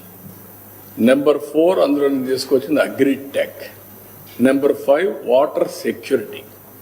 Water security వల్ల ఇండస్ట్రీకి కానీ తాగడానికి కానీ ప్లస్ అగ్రికల్చర్కి కానీ నీటి సమస్య ఉండదు. అదే మరి నెంబర్ 6 వచ్చే లాజిస్టిక్స్ కాస్ట్ తగ్గిస్తున్నాం. 14% ఉంది ఇండియా, 8% రావాలి. మన రోడ్ అధ్వానంగా ఉన్నాయి. ఆల్ రోడ్స్ అన్ని రివైవ్ చేస్తున్నాం. నెంబర్ 8 స్వచ్ఛ ఆంధ్రప్రదేశ్. నెంబర్ 9 పోయినప్పుడు నేను ఏం చేశామంటే ప్రోడక్ట్ పర్ఫెక్షన్, అన్ని ప్రోడక్ట్స్ ఇండస్ట్రీస్ ప్రోడక్ట్స్ రావాలని. ఇంకొక పక్క కాస్ట్ ఆఫ్ పవర్ని తగ్గించడానికి ఫ్యూయల్ పవర్ ఎనర్జీ కాస్ట్ తగ్గిస్తున్నాం. అందుకే ఎక్కడ మనం పెంచకుండా మనం ముందుకు పోయే పరిస్థితికి వచ్చాం. ఇంకొక పక్కన number 10 deep technology in all walks of life. ఇప్పుడు మొత్తం మీరు చూస్తే ఈ మధ్య ఎంఎస్ఎంఏ ఉంది, అప్పులు పెట్టి వెళ్ళిపోయారు. ఆ ఇన్సెంటివ్స్ రిలీజ్ చేశాం, దాంతో వాళ్ళు కూడా స్టార్ట్ చేసేదని మొదలుపెట్టారు. ఆక్సిజన్ ఇచ్చాం, మొత్తం వెంటిలేటర్ నుంచి బయటదేరకపోయాం. అంటే బయట వెంటిలేటర్ నుంచి ఇచ్చాం, ఇంకా ఫుల్ స్ట్రెంగ్త్ ఇవ్వలేకపోయాం, అది కూడా ఇస్తాం. ఇస్తే దాన్ని పర్ఫెక్ట్ చేస్తాం. ఆ ఇన్సెంటివ్తో కొంతవరకు ఇంపాక్ట్ వచ్చింది, గ్రోత్ వచ్చింది. రేపు రాబోయే రోజులు ఈ ఇన్వెస్ట్మెంట్ అంతా వస్తే నెక్స్ట్ లెవెల్కి వెళ్తుంది. సార్ ఇప్పుడు ప్రొడక్షన్ ఏమో రైతులకి ప్రొడక్షన్ బాగా పెరుగుతుంది సార్. ఇప్పుడు మనం అరటి చూసుకున్నాం, లేకపోతే మాగురు చూసుకున్నాం, ఇవన్నీ కూడా. కానీ వాళ్ళకి ప్రాపర్ కాస్ట్ మీరు చెప్తున్నట్టుగానే అది అందడంలో కొంత ఇబ్బంది కలుగుతుంది అనేది రైతులు చెప్తున్నారు. ఉల్లి కానీ వీటన్నిటి నేనేమంటానంటే వాళ్ళు కూడా అర్థం చేసుకోవాల్సింది, ప్రజలు తినే పంటలు మనం పండించకపోతే ఆ పంటలు ఎవరు కొనలేరు. గవర్నమెంట్ మాత్రం కొనేం చేస్తుంది. ఇప్పుడు ప్యాడీ ఉంది, ఈ సంవత్సరం కూడా 55 లక్షల మెట్రిక్ టన్నులు కొంటున్నాం. అది కూడా ప్రిఫర్డ్ వెరైటీ, ప్రజలు తినే వెరైటీ వీళ్ళు తయారు చేయకపోతే ఒక సంవత్సరం కొంటాం కానీ మళ్ళీ కొనే పరిస్థితిలో ఉండరు. ఇలాంటి ఇంకొక పక్కన ఎరువు ఎక్కువ వేసారనుకోండి, క్రిమి సంహారక మందులు విపరీతంగా వాడారనుకోండి, కొనరు. ఇలాంటివి ఇప్పుడు నేను నీళ్లు తెచ్చాము, అన్ని విధాలుగా డెవలప్ చేస్తున్నాం. అందుకే నేను ఏం చేశానంటే అంతా ప్యాడీ వేస్తే తర్వాత రాబోయే రోజుల్లో ప్యాడీ తినేవాళ్ళు. నేను కూడా ఒకసారి చెప్పాను, నేను రైస్ తిన్నాను. మీరు కూడా రైస్ తింటే డెఫినెట్గా మీరు ఇండికేషన్ డయాబెటీస్ ఉంటాయి. డయాబెటీస్ ఇది గేట్వే ఫర్ ఆల్ డిసీజెస్. అక్కడి నుంచి మీకు ఏం రావాలన్నా అదే కారణం అవుతుంది. But what is the way forward వచ్చి ప్రజల కన్జంప్షన్కి అనుగుణంగా మనం కూడా పంటల మార్పిడి చేసుకోవాలి. ఓకే, ఆంధ్రప్రదేశే మార్కెట్ లేదు, చాలదు. ఒకప్పుడు మన ఇంటికే మార్కెట్, మనం పండించుకు మనమే తినేవాళ్ళం. ఇప్పుడు అది అయిపోయింది. ఇప్పుడు ఏంటి, మనం పండించింది బయట వాళ్ళు తినాలి. అది కాకుండా ఆంధ్రప్రదేశ్ ఒకటే మార్కెట్ చాలదు.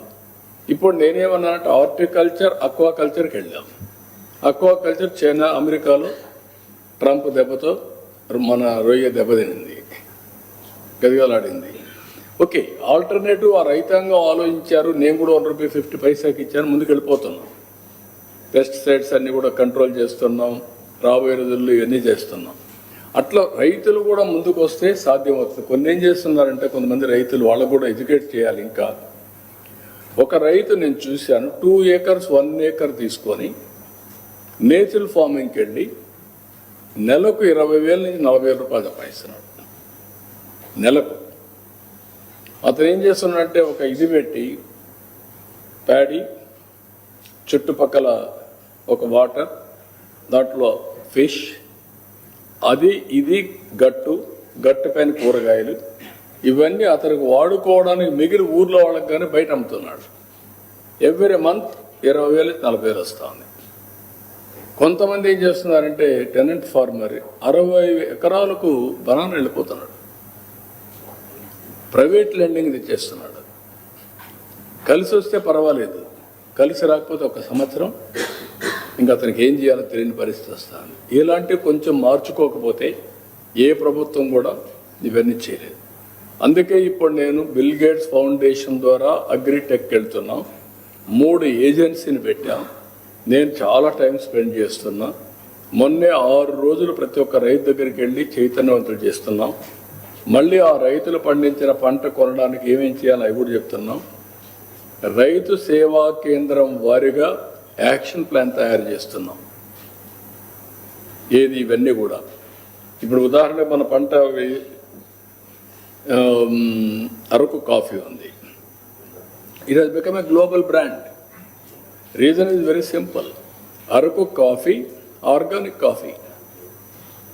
దానివల్ల ఇప్పుడు ప్రపంచానికి మనం ఎక్స్పోర్ట్ చేసే పరిస్థితి వస్తున్నాం. అలాంటి స్టేజ్కి వస్తే తప్ప నేను అందుకే రాయలసీమ మొత్తం 9 జిల్లాలకు హార్టికల్చర్ హబ్గా తయారు చేయడానికి ఒక ప్రాజెక్ట్ తయారు చేస్తున్నాం. అది సక్సెస్ అయితే up to Prakasam biggest park in the world horticulture ప్రపంచానికే ఒక నమూనాగా తయారు చేస్తాం. ఇక్కడి నుంచి విదేశాలకు కూడా ఏ దేశాల్లో డిమాండ్ ఉందో అక్కడికి పంపించే పరిస్థితి తీసుకొస్తాం. దేశం మొత్తం పంపిస్తాం. Then only our farmer will survive. ఒకప్పుడు మీరు ఊహించుకోండి, అనంతపూర్లో పంటలేదు ఒకప్పుడు. ఓన్లీ సింగిల్ క్రాప్ ఏముండేది? వేరుశెనగ. అది 10 ఏళ్లకు 1 సంవత్సరం 2 సంవత్సరాలు వచ్చేది. నేను ఎప్పుడు నా బాధంతా ఆలోచించేవాడిని. అనంతపూర్ కరువు, Mahabubnagar migration of labour, Palamuru labour ఎక్కడెక్కడికో పోయేవాళ్ళు, ఎక్కడ పోయినా వాళ్ళ పేర్లు చెప్పేవాళ్ళు. అక్కడి నుంచి స్టార్ట్ చేశాం. ఈరోజు ఐఎమ్ వెరీ హ్యాపీ. అనంతపూర్లో దగ్గర 51 రకాలైన పళ్ళు పండిస్తున్నారు. నెంబర్ 1 అవుతుంది. అక్కడి నుంచి wagons banana different parts of the కంట్రీకి వెళ్తాం. దానిమ్మ వస్తూ ఉంది. ఈవెన్ ఖర్జూరం వేస్తున్నారు, డేట్స్ వేస్తున్నారు. It is innovative. ఇది వచ్చింది. ఓసారి సెకండ్ క్రాప్ అలాంటివి వచ్చినప్పుడు ఓసారి హై ప్రైస్ వస్తుంది, ఓసారి ప్రైస్ తగ్గుతుంది. దాన్ని ఎట్లా బ్యాలెన్స్ చేయాలి? అన్నీ కొనాలంటే కూడా ప్రభుత్వానికి కూడా ఇంపాసిబుల్ అవుతుంది. దీన్నే బ్యాలెన్స్ చేయాలి. ఎట్లా ఆదుకుంటే మనం మీరు చూశారు కోకో. నేనే కోకోని ఇంటర్ కల్టివేషన్ ఇవ్వాలని పట్టుబట్టి వేయించాను. ఇండియాలో డిమాండ్కి 20% కోకో మనమే తయారు చేస్తున్నాం. అది 80% పోవాల్సిన అవసరం ఉంది. అట్లా వేరియస్ యాంగిల్స్లో పంటలు 3-4 క్రాప్లు వస్తాయి. ఇప్పుడు ఒక్క ఆయిల్ ఫామ్లో 4 crops they can cultivate. Various alternatives ఆలోచించి మనం ముందుకు పోతున్నాం. ఇది రైతులు కూడా అందిపుచ్చుకుంటారు. ఎడ్యుకేట్ చేస్తాం, లాజికల్గా తీసుకెళ్తాం. ఈసారి ఎప్పుడు రానంత స్ట్రెస్ కూడా వచ్చింది అగ్రికల్చర్లో. ఊహించని స్ట్రెస్ ఈ ఇయర్ వచ్చింది. Sir, Ashish Desai, sir, from Yes. NDTV. AP has completed only 40% of its GSDP target in this first half of 25-26, sir. Nearly 60% to be achieved in the next 2 quarters. How will the government meet such a big target in such a short span? No, I have given you one slide. Go further. 4 years slide further. Forward. Back. No. Yeah. Here if you see, first quarter 2021 41%, 15%, second quarter. That is actuals. Always second quarter is better than first quarter. Most of the times. That is where remaining target. We have kept 17.11%. On 17.11%, we have achieved 41%. Now, if I may reduce something, I will achieve 15 plus, if not 17. 15 plus is a big target, achievement. Double-digit growth, everybody is saying impossible. Now I am going 15 plus. 17.11, I kept target. All these things you have seen, everywhere, 58, 59, all these things they have achieved second quarter only. 59, 56, 55, 56.25, and also 57.09 like that. Even if I reduce 1%, doesn't matter. I will achieve 2% also. If I reduce, I will achieve my target, 15 plus. Agriculture comes in the later part because first. Yeah, agriculture always coming in the later part. Horticulture, agriculture, all these things. Livestock is a continuous process. Agriculture, horticulture will come later part.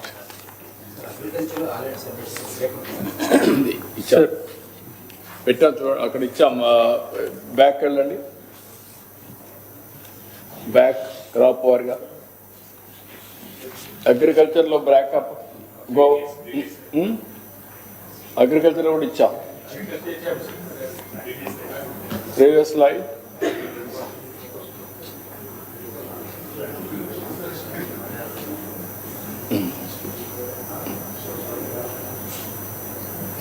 Next next next next next ఇక్కడ ఇందులో మీకు clarity ఉంది. అన్ని agriculture ఎట్లా పోయింది, ఏ department వచ్చింది, అవన్నీ ఉన్నాయి. అందులో కూడా ఏ డిపార్ట్మెంట్ ఎంత వచ్చిందో అవి కూడా ఇచ్చాను. Next and next next industry sub sectors. Next ఇక్కడ మీరు చూస్తే క్లియర్గా live stock, fishing and aquaculture, అక్కడనే మీకు హార్టికల్చర్, అక్కడనే అగ్రికల్చర్ ఎంత వచ్చిందో క్లారిటీ ఉంది. లైవ్ స్టాక్ ఎట్లా పెరిగింది, ఫిషింగ్ అండ్ అక్వాకల్చర్ ఎట్లా పెరిగింది, అక్కడి నుంచి వచ్చే కొద్దికి అది ఇది live stock highest, fishing and aquaculture, ఇక్కడ హార్టికల్చర్ వచ్చే కొద్దికి ఇది వస్తుంది. ఇక్కడ హార్టికల్చర్ వచ్చింది మిడిల్, అక్కడ అగ్రికల్చర్ లాస్ట్లో వచ్చింది. అగ్రికల్చర్ కల్టివేషన్ ఎక్కువ ఉంటుంది, ల్యాండ్ ఆదాయం తక్కువ ఉంటుంది. ఎందుకంటే అగ్రికల్చర్ ఎప్పుడు కూడా తక్కువ జిఎస్టిపి కాంట్రిబ్యూషన్, తక్కువ ఆదాయం రైతులకు కూడా. హార్టికల్చర్లో 2.5 times ఎక్కువ ఉంటుంది, అక్వాకల్చర్లో 3-4 times ఎక్కువ ఉంటుంది. ల్యాండ్ తక్కువ వాడతాం, బట్ లైవ్ స్టాక్ ఇది మోర్ ఇన్కమ్, దట్ బీపీఎల్ ఫ్యామిలీస్కి. అది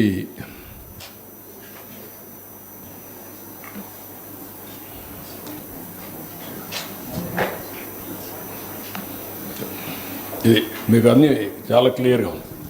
Sir, ఈ 17 key sectors లో almost 9 sectors are showing degrowth in JVA contribution. ఏమంటారు?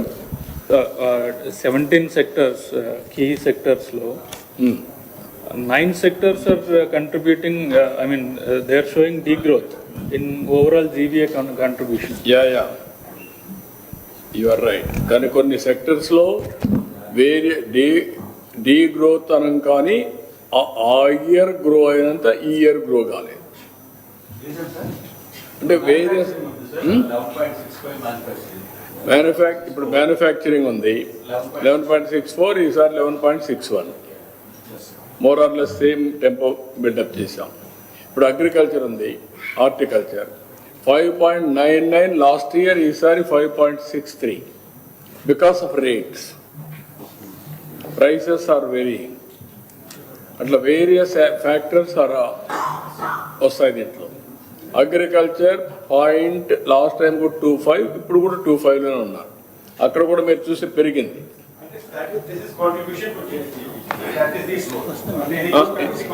అది కాంట్రిబ్యూషన్ టు జిఎస్టిపి గ్రోత్ కూడా. ఇక్కడ ఇది లాస్ట్ టైం, ఇది ఇయర్ గ్రోత్. అదే నేను చెప్పాను. ఇప్పుడు మీరు ఇక్కడ చూసినప్పుడు మీకు ఆ ఫిగర్స్ చూస్తే మీకు ఒక ఐడియా. ఇది మొత్తం కాంట్రిబ్యూషన్ జిఎస్టిపి. ఈ హాఫ్ ఇయర్ లో కాంట్రిబ్యూషన్ 87,439 కోట్లు. లాస్ట్ ఇయర్ అంత మునుపు ఇయర్ కంటే పెరిగింది 13.08. అంటే అప్పుడు కాంట్రిబ్యూషన్ 13% ఉంటే ఇప్పుడు 12.4. ఇప్పుడు వచ్చే కొద్దిగా 12.4 contribution. Growth is that is the growth rate, this is contribution. అది మీకు గ్రోత్ సైడ్ కాంట్రిబ్యూషన్. ఇంకా ఒక 2 సిటీలు అయితే మీకు కూడా అర్థం అవుతుంది, అప్పుడు మీరు కూడా ఫాలో అవుతారు. సరే, ఇది ఎవ్రీథింగ్ డేటా లేక్లో ఇప్పుడు రాబోయే రోజుల్లో ఇవన్నీ పెట్టి ఏ పంట వేసారు, ఎంత ఈల్డ్ వచ్చింది అవి కూడా పెట్టి డేటా లేక్లో అనలిటిక్స్ కూడా తీసుకుంటాం. Predictive analytics, how to enhance data లేక్ని తీసుకొని అవసరమైతే కన్సర్న్ ఆఫీసర్ ఎవరైతే రైతు సేవా కేంద్రంలో ఉంటారో అతనికి మెసేజ్ పంపించి ఇది నువ్వు చేయాల్సిన పని చేస్తాం. డిమాండ్ది ఎవ్రీథింగ్. వాట్సాప్ గవర్నెన్స్ ఉంది, వాట్సాప్ గ్రూపులు ఉంటాయి. ఈరోజు 22 పారామీటర్స్, ఇప్పుడు చెప్తాను, నేను రివ్యూ చేస్తున్నా. 42 పారామీటర్స్ మాకు ఈరోజు తీసుకున్నాం. ఏది అవేర్లో ఈరోజు గ్రౌండ్ వాటర్ ఎంత ఉంది, సాయిల్ మాయిశ్చర్ ఎంత ఉంది, వాటర్ ఎట్టుంది, టెంపరేచర్ ఎట్లుంది, ఎయిర్ క్వాలిటీ ఎట్లుంది, పెస్ట్ ఏమైనా ససెప్టబులా, వేరియస్ పారామీటర్స్. ఇక్కడి నుంచి గైడెన్స్ ఇచ్చే పరిస్థితి వస్తుంది వాళ్ళకు. ఇది పర్ఫెక్ట్ రావాలని నాకు కొంచెం టైం పడుతుంది. ఇప్పుడు మీకే నేను ఎడ్యుకేట్ చేసే పరిస్థితి వస్తే చదువుకున్న వాళ్ళకి ఇంకా అవన్నీ రావాలంటే కొంచెం టైం పడుతుంది. బట్ అందుకే నేను చాలాసార్లు చెప్పింది మీ అందరికీ, వీఆర్ ఇన్ ఇన్స్పైరింగ్ టైం. అంత మునుపు వాటర్ కోసం కొట్లాడేవాళ్ళం కదా, ఇప్పుడు వాటర్ కోసం కొట్లాట ఉందా? సాల్వ్ అయింది కదా. పవర్ రేట్లు పెరిగాయి కదా, ఇప్పుడు పవర్ రేట్లు పెరగడం వల్ల కదా. 5 ఏళ్ళు గొడవలు కదా. ఏంటి కారణం? ఇన్ఎఫిషియన్సీ కదా. అప్పుడు లేవా అవకాశాలు? ఉన్నాయి. లీడర్ మారిన తర్వాత అన్నీ మారిపోయినాయి. It made all the difference. Sir ఈ క్రాప్ అమలు చేస్తున్నప్పుడు ఆల్రెడీ ఎంత ఏది కల్టివేట్ చేస్తున్నారని ఒక అసెస్మెంట్ వచ్చినప్పుడు డిమాండ్ అండ్ సప్లై అది కూడా ప్లాన్ చేస్తున్నాం. ఫర్ ఎగ్జాంపుల్ రైస్ వేసిన వాళ్ళకి బాగా ప్రైస్ వచ్చింది, దాన్ని బేస్ చేసుకొని ఈ చాలా రైస్ కల్టివేట్ చేస్తున్నారు. అదే వచ్చిన ప్రాబ్లం ఏంటంటే వాళ్ళు వేస్తున్నారు, మన వాళ్ళు కూడా ఇన్ఎఫిషియెంట్గా చేయలేకపోతున్నారు. ఇప్పుడు ఈ క్రాప్ ఒకటి, ఈ క్రాప్ వేసిన తర్వాత కరెక్ట్గా ఉందా లేదా అని చూడడానికి సెటిలైట్ డేటా కూడా తీసుకుంటున్నాం. అది కూడా వస్తే క్రాప్ వారిగా నెలవారీగా ఒకసారి తీసుకుంటే నాకు టాలీ అవుతుంది. 2 టాలీ చేస్తే ఎంత ప్రొడక్టివిటీ వస్తూ కూడా తీసుకోవచ్చు సెటిలైట్ ద్వారా. ఎంత ప్రొడక్టివిటీ వస్తే ఎంత మార్కెట్ డిమాండ్ ఉందో మనం దాన్ని కూడా అనలైజ్ చేయొచ్చు. రేట్ ఎంత ఉందో కూడా అనలైజ్ చేయొచ్చు. ప్లానింగ్ చేయడానికి అవకాశం ఉంది. ఇవన్నీ చేయాలంటే ఇప్పుడు నీకు అప్పచెప్తాను, చేయగలిగితే I will very happy. It will take some time. నాకు ఐడియాస్ ఉన్నాయి, నా ఆలోచనల్ని అమలు చేసి అవుట్కమ్స్ రావాలంటే టైం పడుతుంది. అంతవరకే నాకు Sir, ఫైనాన్షియల్ ఈ ఫైనాన్షియల్ ఇయర్లో వర్కౌట్ చేస్తున్నా, ఎంత వెలిగైతే ఎంత. One more question. Debt to GSDP ratio పెరిగిందా తగ్గిందా కంపేర్ 24, 25, 25, 26? అది నేను చూడాలి. అంటే ఇమ్మీడియట్గా నాకు కొన్ని అడ్జస్ట్మెంట్స్ ఉంటాయి. ఏది సూపర్ 6 ఇవన్నీ. ఇప్పుడు ఉదాహరణ మొన్న కూడా చెప్పాను మీకు, 100% ఎంప్లాయీస్ శాలరీస్ ఇవన్నీ ఎస్టాబ్లిష్మెంట్ చూసుకుంటే it is equal to our own revenue resources. Revenue receipts ఏదైతే ఉన్నాయో దానికి 100% ఎస్టాబ్లిష్ సరిపోతుంది. అదే కేరళ 60%, అదే తెలంగాణ 40నో 30నో. అంటే పెంచుకుంటూ వెళ్ళిపోయారు వెనక్కి చూడకుండా. ఇప్పుడు అవన్నీ నేను చేయాలంటే ఎవరు తీసేస్తాం, ఎవరిని తీసేయలేం. ఎట్లా రీస్ట్రక్చర్ చేయాలి? రేపు రాబోయే రోజులు కొంచెం టైం పడుతుంది ఇవన్నీ అడ్జస్ట్ చేయాలంటే. నేను ఇప్పుడు సూపర్ 6 చెప్పాను, ఇవ్వకపోతే నా మాట పోతుంది. నేను అది ఇస్తూనే ఇవి మేనేజ్ చేయాలి. అందులో డెట్ కూడా హై డెట్ సర్వీసింగ్, దాన్ని కూడా రీషెడ్యూల్ చేసుకోవాలి. ఇంకొక పక్క కరెంటు ఛార్జీలు పెంచనని చెప్పాను. నాకు పెంచాను, నా డబ్బులు వస్తాయి. పెంచితే నేను మాట తప్పుతాను. So I have to struggle balancing everything. కొంచెం టైం అవుతుంది, but I will restructure, I will get it done. so you've mentioned how you're attempting to balance everything. You've talked about how brand Andhra Pradesh has taken a big hit over the last 5 years. How are you trying to balance bringing back all of this? ఇప్పుడు 1 by 1 ఇప్పుడు మీరు చూస్తే అంత మునుపు ఆస్తులు తాకట్టు పెట్టి అప్పులు తెచ్చే పరిస్థితికి వచ్చారు. కరప్షన్ పీక్ వెళ్ళిపోయింది. Everywhere liquor, sand, everything 1 by 1 correct చేశాం. అప్పుడు ఇండస్ట్రీ పిలిచి మాట్లాడిన పరిస్థితి లేదు. నవ్ సిఐఏ కాన్ఫరెన్స్ పెడితే దగ్గర 20 లక్షల కోట్ల రూపాయల ఎంఓయూలు కానీ ఇప్పటికే ఆచరించింది కానీ more than 20 lakh crores, 22 lakh crores. Now కొంతమంది వస్తాయని already 9 lakh crores already on ground. Now we have given పాత బకాయిలు ఇన్సెంటివ్స్ అని ఇచ్చాం, ఇంకా ఇవ్వాలి. అన్నీ ఇవ్వలేకపోయా. నేను తెస్తే ఏం చేయాలి? నాకు రెవెన్యూ పెరిగితే డబ్బులు ఇవ్వగలుగుతాను. రెవెన్యూ పెరగకుండా డబ్బులు ఎక్కడ ఇస్తాం? కొన్ని రీస్ట్రక్చరింగ్ అవి చేసి కొంచెం అప్పులు చేసి వాళ్ళకు కూడా లైఫ్ ఇవ్వాలి. వాళ్ళు వెంటిలేటర్ పైన ఉన్నారు. అట్లా అన్ని డిపార్ట్మెంట్లు అప్పులు పెట్టి వెళ్ళిపోయారు. Bill spending everything. నెక్స్ట్ వచ్చే కొద్దిగా ఇప్పుడు నేనేం మాట్లాడాను, ఎస్క్రో అకౌంట్ ఇస్తానని చెప్తున్నా. ఎస్క్రో అకౌంట్ ఎట్లా ఇస్తాను, వాళ్ళు డబ్బులు కడతారు, కట్టిన దాంట్లో వాళ్ళకి 70-80% వాళ్ళకే పే చేస్తా, ఎస్క్రో అకౌంట్ పెట్టేస్తాను. దానివల్ల లాభం ఏంటి, ఇన్వెస్ట్మెంట్ ఎక్కువ వస్తుంది. That is where everything I'm going systematically futuristic and confidence building, brand building. What is brand? ఎందుకు వస్తున్నారు ఈరోజు? నేను 40 ఏళ్ళుగా నేను చూపించిన చొరవ, నేను చేసినటువంటి ప్రయత్నాలని ఫలితాలు ఇచ్చాయి. అది నమ్మకం. ఆ నమ్మకంతోనే పోతున్నాం. ఈరోజు మీరు గుర్తుపెట్టుకోవాల్సింది, నేను 4వసారి ముఖ్యమంత్రి అయిన తర్వాత 3 సార్లు చేయనంతగా ఈసారి చేస్తున్నా. Technology, knowledge, application, fast pace, public positive perception తెప్పించుకుంటున్నా, మానిటర్ చేసుకుంటున్నా, ఫర్మ్గా వెళ్తున్నాం. దానివల్ల ఫలితాలు వస్తున్నాయి. ఎప్పుడు కూడా నాకు ఇంత పర్సంటేజ్ గ్రోత్ రాలా, అప్పుడు మెజర్ చేయలేకపోయాం.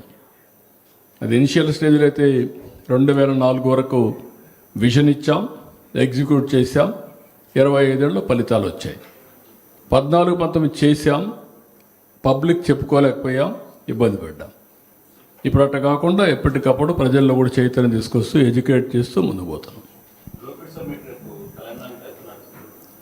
గ్రీటింగ్స్ పంపించాం, నువ్వు చూసావు కదా, greetings చెప్పేప్పుడే. So, but politically also there's a lot going on in the state, sir. ఏముంది? Politically also there's a lot going on in the state that you will have to, I mean, you are pulled into, say be it the Tirumala Laddu case or everything else. Parakamani case. Even the Parakamani case. Can you support Parakamani case? నేను అడుగుతున్నా మిమ్మల్ని. పరకామణి కేసులో దేవుని డబ్బులు counting చేస్తూ డబ్బులు కొట్టేస్తే చిన్న నేరం అని చెప్పే పరిస్థితికి వస్తే, can you imagine the attitude, the behaviour, the mind set? నిన్న ఒక యువ తప్పు చేశాడు. I suspended him. Not only suspend, I will remove him from service. I arrested him. భయం ఉండాలి, భక్తి అయినా ఉండాలి. రెండు లేకపోతే ఇవే అవుతాయి. మీరు దాన్ని కూడా సపోర్ట్ చేసే పరిస్థితికి వచ్చారనుకోండి, వేర్ ఆర్ యూ గోయింగ్? దేవుని డబ్బులు దేవుని దగ్గర ఒక కాపలాదారుడుగా ఉండవలసిన వ్యక్తులే తప్పులు చేస్తూ ఉంటే, అలాంటివి రాజకీయ నాయకులు, అందులో నిన్నటి వరకు పాలనలో ఉండే వ్యక్తులు సపోర్ట్ చేస్తే, that Venkateswara Swami sentiment. Every day I use to tell one thing for all of you. Venkateswara స్వామికి ఒక పవర్ ఉంది. మొన్న ఒక భక్తుడు వచ్చాడు అందరికి. ఆయన చెప్పిన మాట ఏంటి? సార్, నేను 122 కేజీల గోల్డ్ వెంకటేశ్వర స్వామికి ఇవ్వాలనుకున్నాను. నేను మొక్కున్నాను. మొక్కు తీర్చడానికి అక్కడికి వెళ్ళాను. వెళ్ళిన తర్వాత అక్కడ అడిగాను ఆఫీసర్స్ని. వాళ్ళు హ్యాపీగా ఫీల్ అయ్యారు, సరే అన్నారు. అప్పుడు వాళ్ళ మాటల్లో కనుక్కొని చెప్పారు నాకు, ఫర్ డే వెంకటేశ్వర స్వామి 121 కేజీల గోల్డ్ ఆర్నమెంట్స్ పెడతారు, కిరీటం దగ్గర నుంచి అన్నీ. అది ఇన్ని 121 కేజీస్ ఆయన పెట్టుకుంటాడు. ఆయనే నాకు మెసేజ్ పంపించాడు 122 కేజీస్ ఇమ్మని. అంటే 121 + 1. నేను ఎందుకు ఇస్తున్నానంటే, జైన్ అతను, నాకు నమ్మకం. నేను ఒక వ్యాపారం చేశాను, దాంట్లో పార్షియల్గా డిజిన్వెస్ట్ చేశాను, నాకు 5,000 కోట్లు వచ్చింది. అందులో 122 కేజీల బంగారం ఆయనకి ఇస్తున్నాను. అంటే మహత్య లేకపోతే ఎవరు ఇస్తారు? That is the trust, that is the belief. ఒక నమ్మకం, ఒక సెంటిమెంట్. అలాంటి సెంటిమెంట్ ఉండే గాడితో మీరు ఆడుకుంటామంటే కరెక్టా? ఎందుకు ఒక రోజుకు 1,00,000 మంది వస్తున్నారు అక్కడికి? పర్ డే 1,00,000 మంది వస్తున్నారు, 1,00,000 మంది దర్శనం చేసుకుంటున్నారు. నాకు ఒక తృప్తి ఉంది. ఎన్టీఆర్ ప్రారంభించాడు అన్నదానం, మొన్నటి నాసిరకం పెట్టారు. ఇప్పుడు అక్కడ ఏమైనా కంప్లైంట్స్ ఉన్నాయా? Everybody is happy. దాన్ని ఇప్పుడు ఎంతవరకు పోయాను? టెక్నాలజీ ఉపయోగించి జల్లెడ పెట్టి ఎక్కడన్నా చిన్న చిన్న పార్టికల్స్ కానీ అదర్ దెన్ రైస్ కానీ ఇవన్నీ వస్తే ఆటోమేటిక్ రిమూవ్ చేస్తుంది ఏఐ ద్వారా. చిన్న ఎంట్రుకున్న ఏదున్నా కూడా తీసేస్తుంది. అలాంటి టెక్నాలజీ వాడారు. నెంబర్ 2 ప్రసాదం, అంతవరకు నాసిరకం ప్రసాదం. ఇప్పుడు మొత్తం నెయ్యి కానీ అన్నీ కానీ క్వాలిటీ ఇంగ్రీడియంట్స్ వాడుతున్నారు. క్వాలిటీ పెరిగింది ఆటోమేటిక్గా. దాన్ని కూడా నువ్వు సపోర్ట్ చేసే పరిస్థితి వస్తున్నారు మీరు. పాలు లేకుండా వ్యాపారం చేసేవాడికి నెయ్యి సప్లై చేస్తే వాడికి ఇచ్చారంటే ఏమనాలి వెళ్ళి? ఎంత దుర్మార్గం అంటే ఇది. అలాంటి వాళ్ళందరినీ సపోర్ట్ చేస్తూ కడాన అతను ఇస్తే 70,000 పోయింది, 14 కోట్లు రాయిచ్చాడంట. అంటే మీరందరూ అర్థం చేసుకోవాలి. అంటే 70,000 కొట్టేసి 14 కోట్ల రూపాయలు దేవుడికి ఇచ్చాడంటే నేను అంటే ఎక్కడికి పోతున్నా? ఇలాంటి వాళ్ళు ప్రతిపక్షంలో ఉంటే, రాజకీయాల్లో ఉంటే కెన్ యూ అప్రిషియేట్? వీళ్ళతో రాజకీయం చేయాలంటే నాలాంటి వాడికి ఎంత బాధగా ఉంటుందో ఆలోచించాలి. That is the problem with politician, political thinking. సెంగయ్యని కారు కింద ఎక్కిచ్చేసి లా అండ్ ఆర్డర్ సమస్యలు క్రియేట్ చేసి కడాన వాళ్ళ భార్యను పిలిపించి ప్రభుత్వం యొక్క అంబులెన్స్లని తీసేపి చంపేశారనే పరిస్థితికి వచ్చారు. This are all very very, ఒక విధంగా చెప్పాలంటే దౌర్భాగ్యమైన పరిస్థితులు ఈ రాష్ట్రంలో. ఎప్పుడు నేను చాలామంది రాజకీయాల్లో చూసాను కానీ ఇలాంటి రాజకీయాలు ఎప్పుడు నేను చూడలేదు. ఏది అతను కూడా వదిలిపెట్టి అరెస్ట్ చేశారు కదా. అప్పుడు ఎవరిని వదిలిపెడతారు? చేయమన్నా చూపిస్తా, ఎవడన్నా చేసి చూపిమని. అందుకే కదా మనం చేశారు వీళ్ళు. ఏది వీళ్ళు చేసిన సారా వ్యాపారం అంతా కూడా చేయడానికే కల్తీ పెట్టారు. ఏమయ్యారు అంటే వాళ్ళ ఉద్దేశం ఏంటి? అక్కడ ఎవరో ఒక అతను తెలుగుదేశాన్ని మేనేజ్ చేసేస్తే, బురద వేసేస్తే నేను కడుక్కుంటానని. కడుక్కునేసే పరిస్థితిలో లేవు, ప్రక్షాళన చేసేస్తాం. అదే చేశాం. ఇప్పుడు ఏమనండి, ఇంకో పక్కన ఏలూరులో ఒక అతను వేరే హెల్త్ ప్రాబ్లం చనిపోతే అతను కూడా నకిలీ మందని 3 రోజులు వాయించి వదిలిపెట్టాం. ఇప్పుడు మాట్లాడుతున్నారా? పాస్టర్ చనిపోతే ఏంటండి, వరుసగా హైదరాబాద్ నుంచి తాగుతూ వచ్చి యాక్సిడెంట్లో చనిపోతే చంపేశారు అని చెప్పంటే ఎవిడెన్స్ ఇస్తే కూడా మాట్లాడితే వీళ్ళు ఇలాంటి పార్టీ సపోర్ట్ చేస్తే ఏమనాలండి వాళ్ళని? అంటే కరుడు కట్టినట్టు నేరస్తులు తయారైపోయారు. ఆ నేరాలన్నీ చేసి గవర్నమెంట్ మీద బురదేయాలనుకుంటే మనకు కుదరదు. నేను అది చెప్పా. నేను మీకు చాలాసార్లు చెప్పాను, రౌడీలతో డీల్ చేసాం చాలా ఈజీ. లేకపోతే కమ్యూనల్ వైలెన్స్ కంట్రోల్ చేశాం, ఫ్యాక్షన్స్ వన్ సైడ్ కంట్రోల్ చేశాం. రాజకీయ ముసుగు వేసుకొని నేరాలు చేసి కావాలని హెరాస్ చేస్తానని మాట్లాడితే చాలా సమస్యలు ఉంటాయి. ప్రజలు అర్థం చేసుకోవాలి. నేరం ఎవరు చేసినా అది నేరమే, వాళ్ళకి తప్పకుండా పనిష్ చేస్తాం. సార్, ఒకప్పుడు నెల్లూరు సిటీ చాలా పీస్ఫుల్ గా ఉండేది, కానీ ప్రస్తుతం మొత్తం నేరం. ఏది నెల్లూరు జిల్లా అనేది చాలా పీస్ఫుల్ సిటీగా ఉండేది జిల్లాగా, ఇప్పుడు అంతా నేరమయంగా మారిపోతుంది. చాలా బాధేస్తుంది నాకు. Nellore one of the most peaceful district. ఒకప్పుడు రాష్ట్రంలో నేను ముఖ్యమంత్రిగా సమైక్య ఆంధ్రప్రదేశ్లో ఉన్నప్పుడు నెల్లూరుకి ఏ ఎస్పీ అయినా పర్వాలేదు పంపించండి అనేవాడిని. విజయనగరం ఒకటి, నెల్లూరు ఒకటి. అక్కడ నేరాలే చేయరు వాడు. అలాంటి జిల్లాలో ఈసారి లేడీ డాన్స్ కూడా తయారైపోయారు. హత్యలు కూడా చేసే పరిస్థితికి వచ్చేసారు. హత్యలు చేపించే పరిస్థితికి వచ్చారు. గంజాయి అమ్మే పరిస్థితికి వచ్చారు. వాట్ ఈస్ అంటే అంత లీనియంట్గా తీసుకొని ప్రశాంతమైన జిల్లాలను కూడా నేరమైన జిల్లాలుగా తయారు చేయగలిగారు. ఆంధ్రప్రదేశ్ ఎప్పుడు మీరు గుర్తుపెట్టుకోవాలి, ప్రశాంతమైన రాష్ట్రమే. ఎప్పుడూ ఇక్కడ పెద్ద సమస్యలు ఉండేటివి కాదు. ఒరిజినల్గా రాయలసీమలో ఫ్యాక్షన్స్ ఉండేటివి, తెలంగాణలో ఏజెన్సీ ఏరియాలో తీవ్ర సమస్య ఉండేది, మిగిలిన ప్రాంతం అంతా ప్రశాంతంగా ఉండేది. ఈస్ట్ గోదావరి, వెస్ట్ గోదావరి ఎప్పుడు చిన్న క్రైమ్ జరిగేది కాదు. అలాంటి జిల్లాల్లో కూడా ఈ మధ్య ప్రాబ్లమ్స్ వచ్చే పరిస్థితి వచ్చి అన్ని కంట్రోల్ అవుతాయి, matter of time. Sir Nellore జిల్లాలోనే పెంచలై అనే వ్యక్తిని గంజాయి మూకలు హత్య చేశారు. దీనికి పెంచలై అనే వ్యక్తిని గంజాయి మూకలు హత్య చేశారు. దీనికి అన్ని పార్టీలు కూడా బంద్ చేశాయి. ఆ ఫ్యామిలీకి ఏమన్నా గవర్నమెంట్ నుంచి ఏదన్నా అండగాని ఏదన్నా సహాయం కానీ ఏమన్నా చేస్తారు? చూద్దాం, చూసి చెప్తాను, ఏదైనా హెల్ప్ చేస్తాను. So Jagan has made serious allegations. He's saying in the TDP government right now, it looks like how he's comparing you to Joseph Goebbels basically. He's comparing you to Joseph Goebbels, the chief for the Nazis. ఇవన్నీ ఏంటి ఏంటి ఫ్యాక్ట్సే కదా. అలాంటి వాళ్ళకి ఇవన్నీ గ్లోబల్స్ అయినా నడుస్తాయి. రాష్ట్రం బాగుపడితే చూసి ఓరవలేని వాళ్ళకందరికీ గ్లోబల్స్గానే కనపడుస్తాయి. దానికి ఎవరేం సమాధానం చెప్పలేరు. దీని వేరే కరెంట్ ఛార్జీలు పెంచకుండా పోవడం కూడా గ్లోబల్ ప్రచారమేనా? నేను కూడా 35,000 కోట్లు వేయాలన్నా అంటే 9,000 కోట్లు కరెంటు వాడకుండా క్యాపిటల్ కాస్ట్ పే చేశారు అని చెప్తే కూడా గ్లోబల్ ప్రచారం. అది తప్పు కదా. అదే వేరే దేశంలో ఏంటే 9,000 కోట్లు పబ్లిక్ ఎక్స్చెక్కర్ ట్యాక్స్ పేయర్స్ మరి నీది కూడా ఉంది. అట్లా మీ వాటా కూడా 1 పైసానో 2 పైసలో 10 పైసలు ఉంటుంది.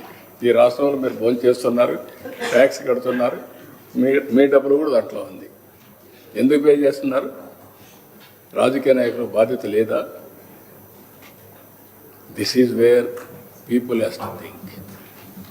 సార్, గత ప్రభుత్వంలో చూసుకుంటే జిల్లాలు కొత్త జిల్లాలు ఏర్పాట్లు అయితే చేశారు, కానీ కనీసం ఆ జిల్లాల్లో మౌలిక వసతులు కూడా లేని పరిస్థితి చేశారు. దాంతోపాటు కొత్త జిల్లాలో కేంద్రాల్లో కూడా అద్భుతమైన వైసీపీకి సంబంధించిన పార్టీ కార్యాలయాన్ని అయితే కట్టుకోగలిగారు, కానీ ఏర్పాటు జరిగిన జిల్లాల్లో మాత్రం కనీసం అధికారులు కూర్చోడానికి వసతులు కూడా లేని పరిస్థితి ఉంది. అన్నీ ఉన్నాయి. మనకు కూడా అప్పులు కూడా 10 లక్షలు చేసిపోయారు. అప్పు పుట్టకుండా కూడా చేసి వెళ్ళారు. కాబట్టి అన్నీ ఉన్నాయి. 1 by 1 సమస్యల పరిష్కారం చేస్తూ వస్తాం. Proper infrastructure will create over a period of time. Will do everything. It will take some time. అంటే మనం ఎన్ని చెప్పినా కూడా ఓకే సుపరిపాలన ఇస్తున్నాం, అభివృద్ధి చేస్తున్నాం, తర్వాత వెల్ఫేర్ ఇస్తున్నాం. అట్ ది సేమ్ టైం ఇదన్నీ కూడా అవుట్కమ్స్ రావడానికి కొంచెం టైం పడుతుంది, రెవెన్యూ జనరేట్ కావడానికి. నేను అవే ఎక్స్ప్లెయిన్ చేసి చూపించాను. రేపు నుండి మళ్ళీ ఫైనాన్స్ కూడా చూపిస్తాను. మీకు ఒక ఐడియా వస్తుంది how we are reviving debt swapping కాకుండా డెట్ రీషెడ్యూలింగ్, అప్పులన్నీ, ఇంట్రెస్ట్ రేట్ ఎట్లా తగ్గిస్తున్నాం అన్ని డిపార్ట్మెంట్లో కూడా అవి కూడా చూపిస్తాను. Last Sir, how much debt that was repaid in the last 18 months and how much new debt that was raised? Then I will give you all the details. It is very transparent. నేను చెప్తున్నా కదా, నేను super 6 ఇవ్వాలి, ఇచ్చాం, development చేయాలి, చేస్తున్నాం, కొంత అప్పు తీసుకున్నాం, కొంత రీషెడ్యూల్ చేస్తున్నాం, ఇంట్రెస్ట్ రేట్ కానీ డెట్ రీపేమెంట్ షెడ్యూల్ తగ్గించుకోవడం జరుగుతుంది. అవన్నీ కూడా ఇస్తాం మీకు. Sir, how you see this whole Indigo crisis, sir? In fact, YSR Congress Party is now demanding resignation of aviation minister. How you see the whole crisis, one airline kind of blackmailing government as well as passengers are being hassled because of whole mismanagement. And meanwhile, politics has also started. YSRCP is in fact demanding resignation of aviation minister who comes from TDP, sir.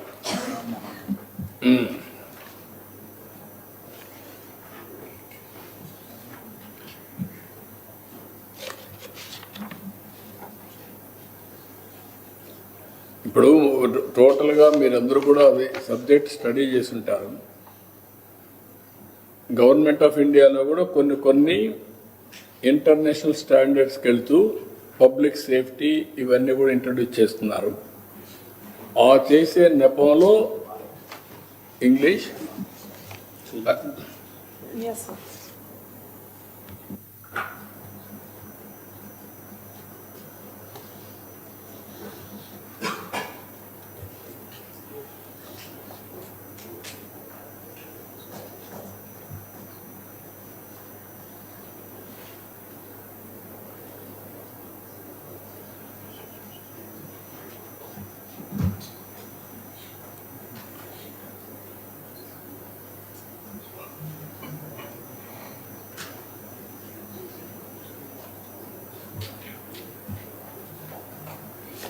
It is in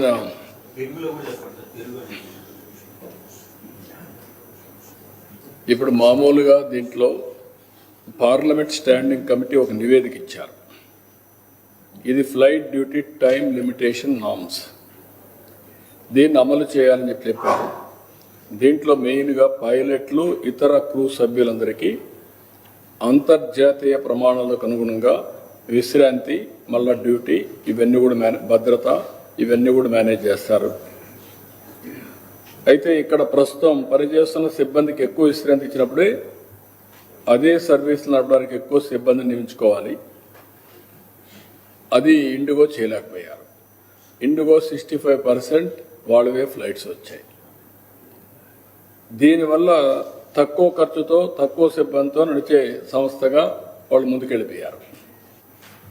ఇప్పుడు ఈ time ఇచ్చారు, ఆ టైంలో వాళ్ళు చేయలేకపోయారు. December 4న 550 విమానాలు, December 5న 1600 విమానాలు 2 రద్దు అయిపోయినాయి. 4, 5 2 రోజులకే. దీంతో రోస్టర్ని సరిగా మేనేజ్ చేయకుండా పోవడం, ఒకటి రియాక్షన్స్ రావడం, చైన్ ఆఫ్ రియాక్షన్స్ రావడం, దీనివల్ల పబ్లిక్ కూడా చాలా ఇబ్బంది పడే పరిస్థితి వచ్చారు. కడాన వాళ్ళు క్షమాపణ చెప్పి డబ్బులు కూడా తిరిగి పే చేశారు, కానీ ఇన్కన్వీనియన్స్ మాత్రం విపరీతంగా జరిగే పరిస్థితి వచ్చింది. అదే మరిగా ఈరోజు LDTL నిబంధనల ప్రకారం ఇండిగో సంస్థ మరొక టైం కూడా ఇచ్చారు. దీంతో 1-2 రోజుల్లో ఇంప్రూవ్ అవుతుందని చెప్పి ఒక అసెస్మెంట్కి వచ్చారు. అల్టిమేట్గా సేఫ్టీ, ఇప్పుడు నా హెలికాప్టర్ కూడా ఇన్ని గంటలు చేసిన తర్వాత they are not authorised to go for piloting. ఇలాంటి నిబంధనలు ఉంటాయి. ఆ నిబంధనలు అమలు చేశారు కాబట్టి ఇలాంటి ఇబ్బందులు వచ్చాయి. అది గవర్నమెంట్ ఆఫ్ ఇండియా చూసుకుంటుంది. ఇక్కడ నేను సూపర్వైజ్ చేయడం లేదు, అది గవర్నమెంట్ ఆఫ్ ఇండియాలో ఉంటుంది. ఓసారి అనూహ్యంగా 1 or 2 ఇలాంటి సమస్యలు వచ్చినప్పుడు అన్ఎక్స్పెక్టెడ్ ఇప్పుడు 60-65% ఇండిగో సర్వీసెస్ అని రన్ చేస్తుంది. మేజర్ మోనోపలీ కింద, మేజర్ ప్లేయర్ కింద వాళ్ళు ఉన్నారు కాబట్టి ఇలాంటి సమస్యలు వచ్చాయి. దాన్ని గవర్నమెంట్ ఆఫ్ ఇండియా సార్ట్అవుట్ చేస్తుంది. I have confidence. It's okay. కానీ మా party MP answerable to parliament, answerable to honourable prime minister. కాబట్టి ఇక్కడి నుంచి నేనేదో మానిటర్ చేస్తాను every day to day. Party MP, it is a NDA government. ఇప్పుడు మాకు సత్య ఉంటాడు, ఇక్కడ మంత్రిగా పనిచేస్తారు. గవర్నమెంట్ ఆఫ్ ఇండియా లేదంటే బీజేపీ, ఆల్ ఇండియా బీజేపీ ఈయన తప్పు చేస్తే వాళ్ళని నేను అడగలేను కదా. అది తప్పని కాదు, టెక్నికల్గా ఫెయిల్ అయినా ఇలాంటివి ఉంటాయి. దాన్ని వాళ్ళు హ్యాండిల్ చేస్తారు స్మూత్గా.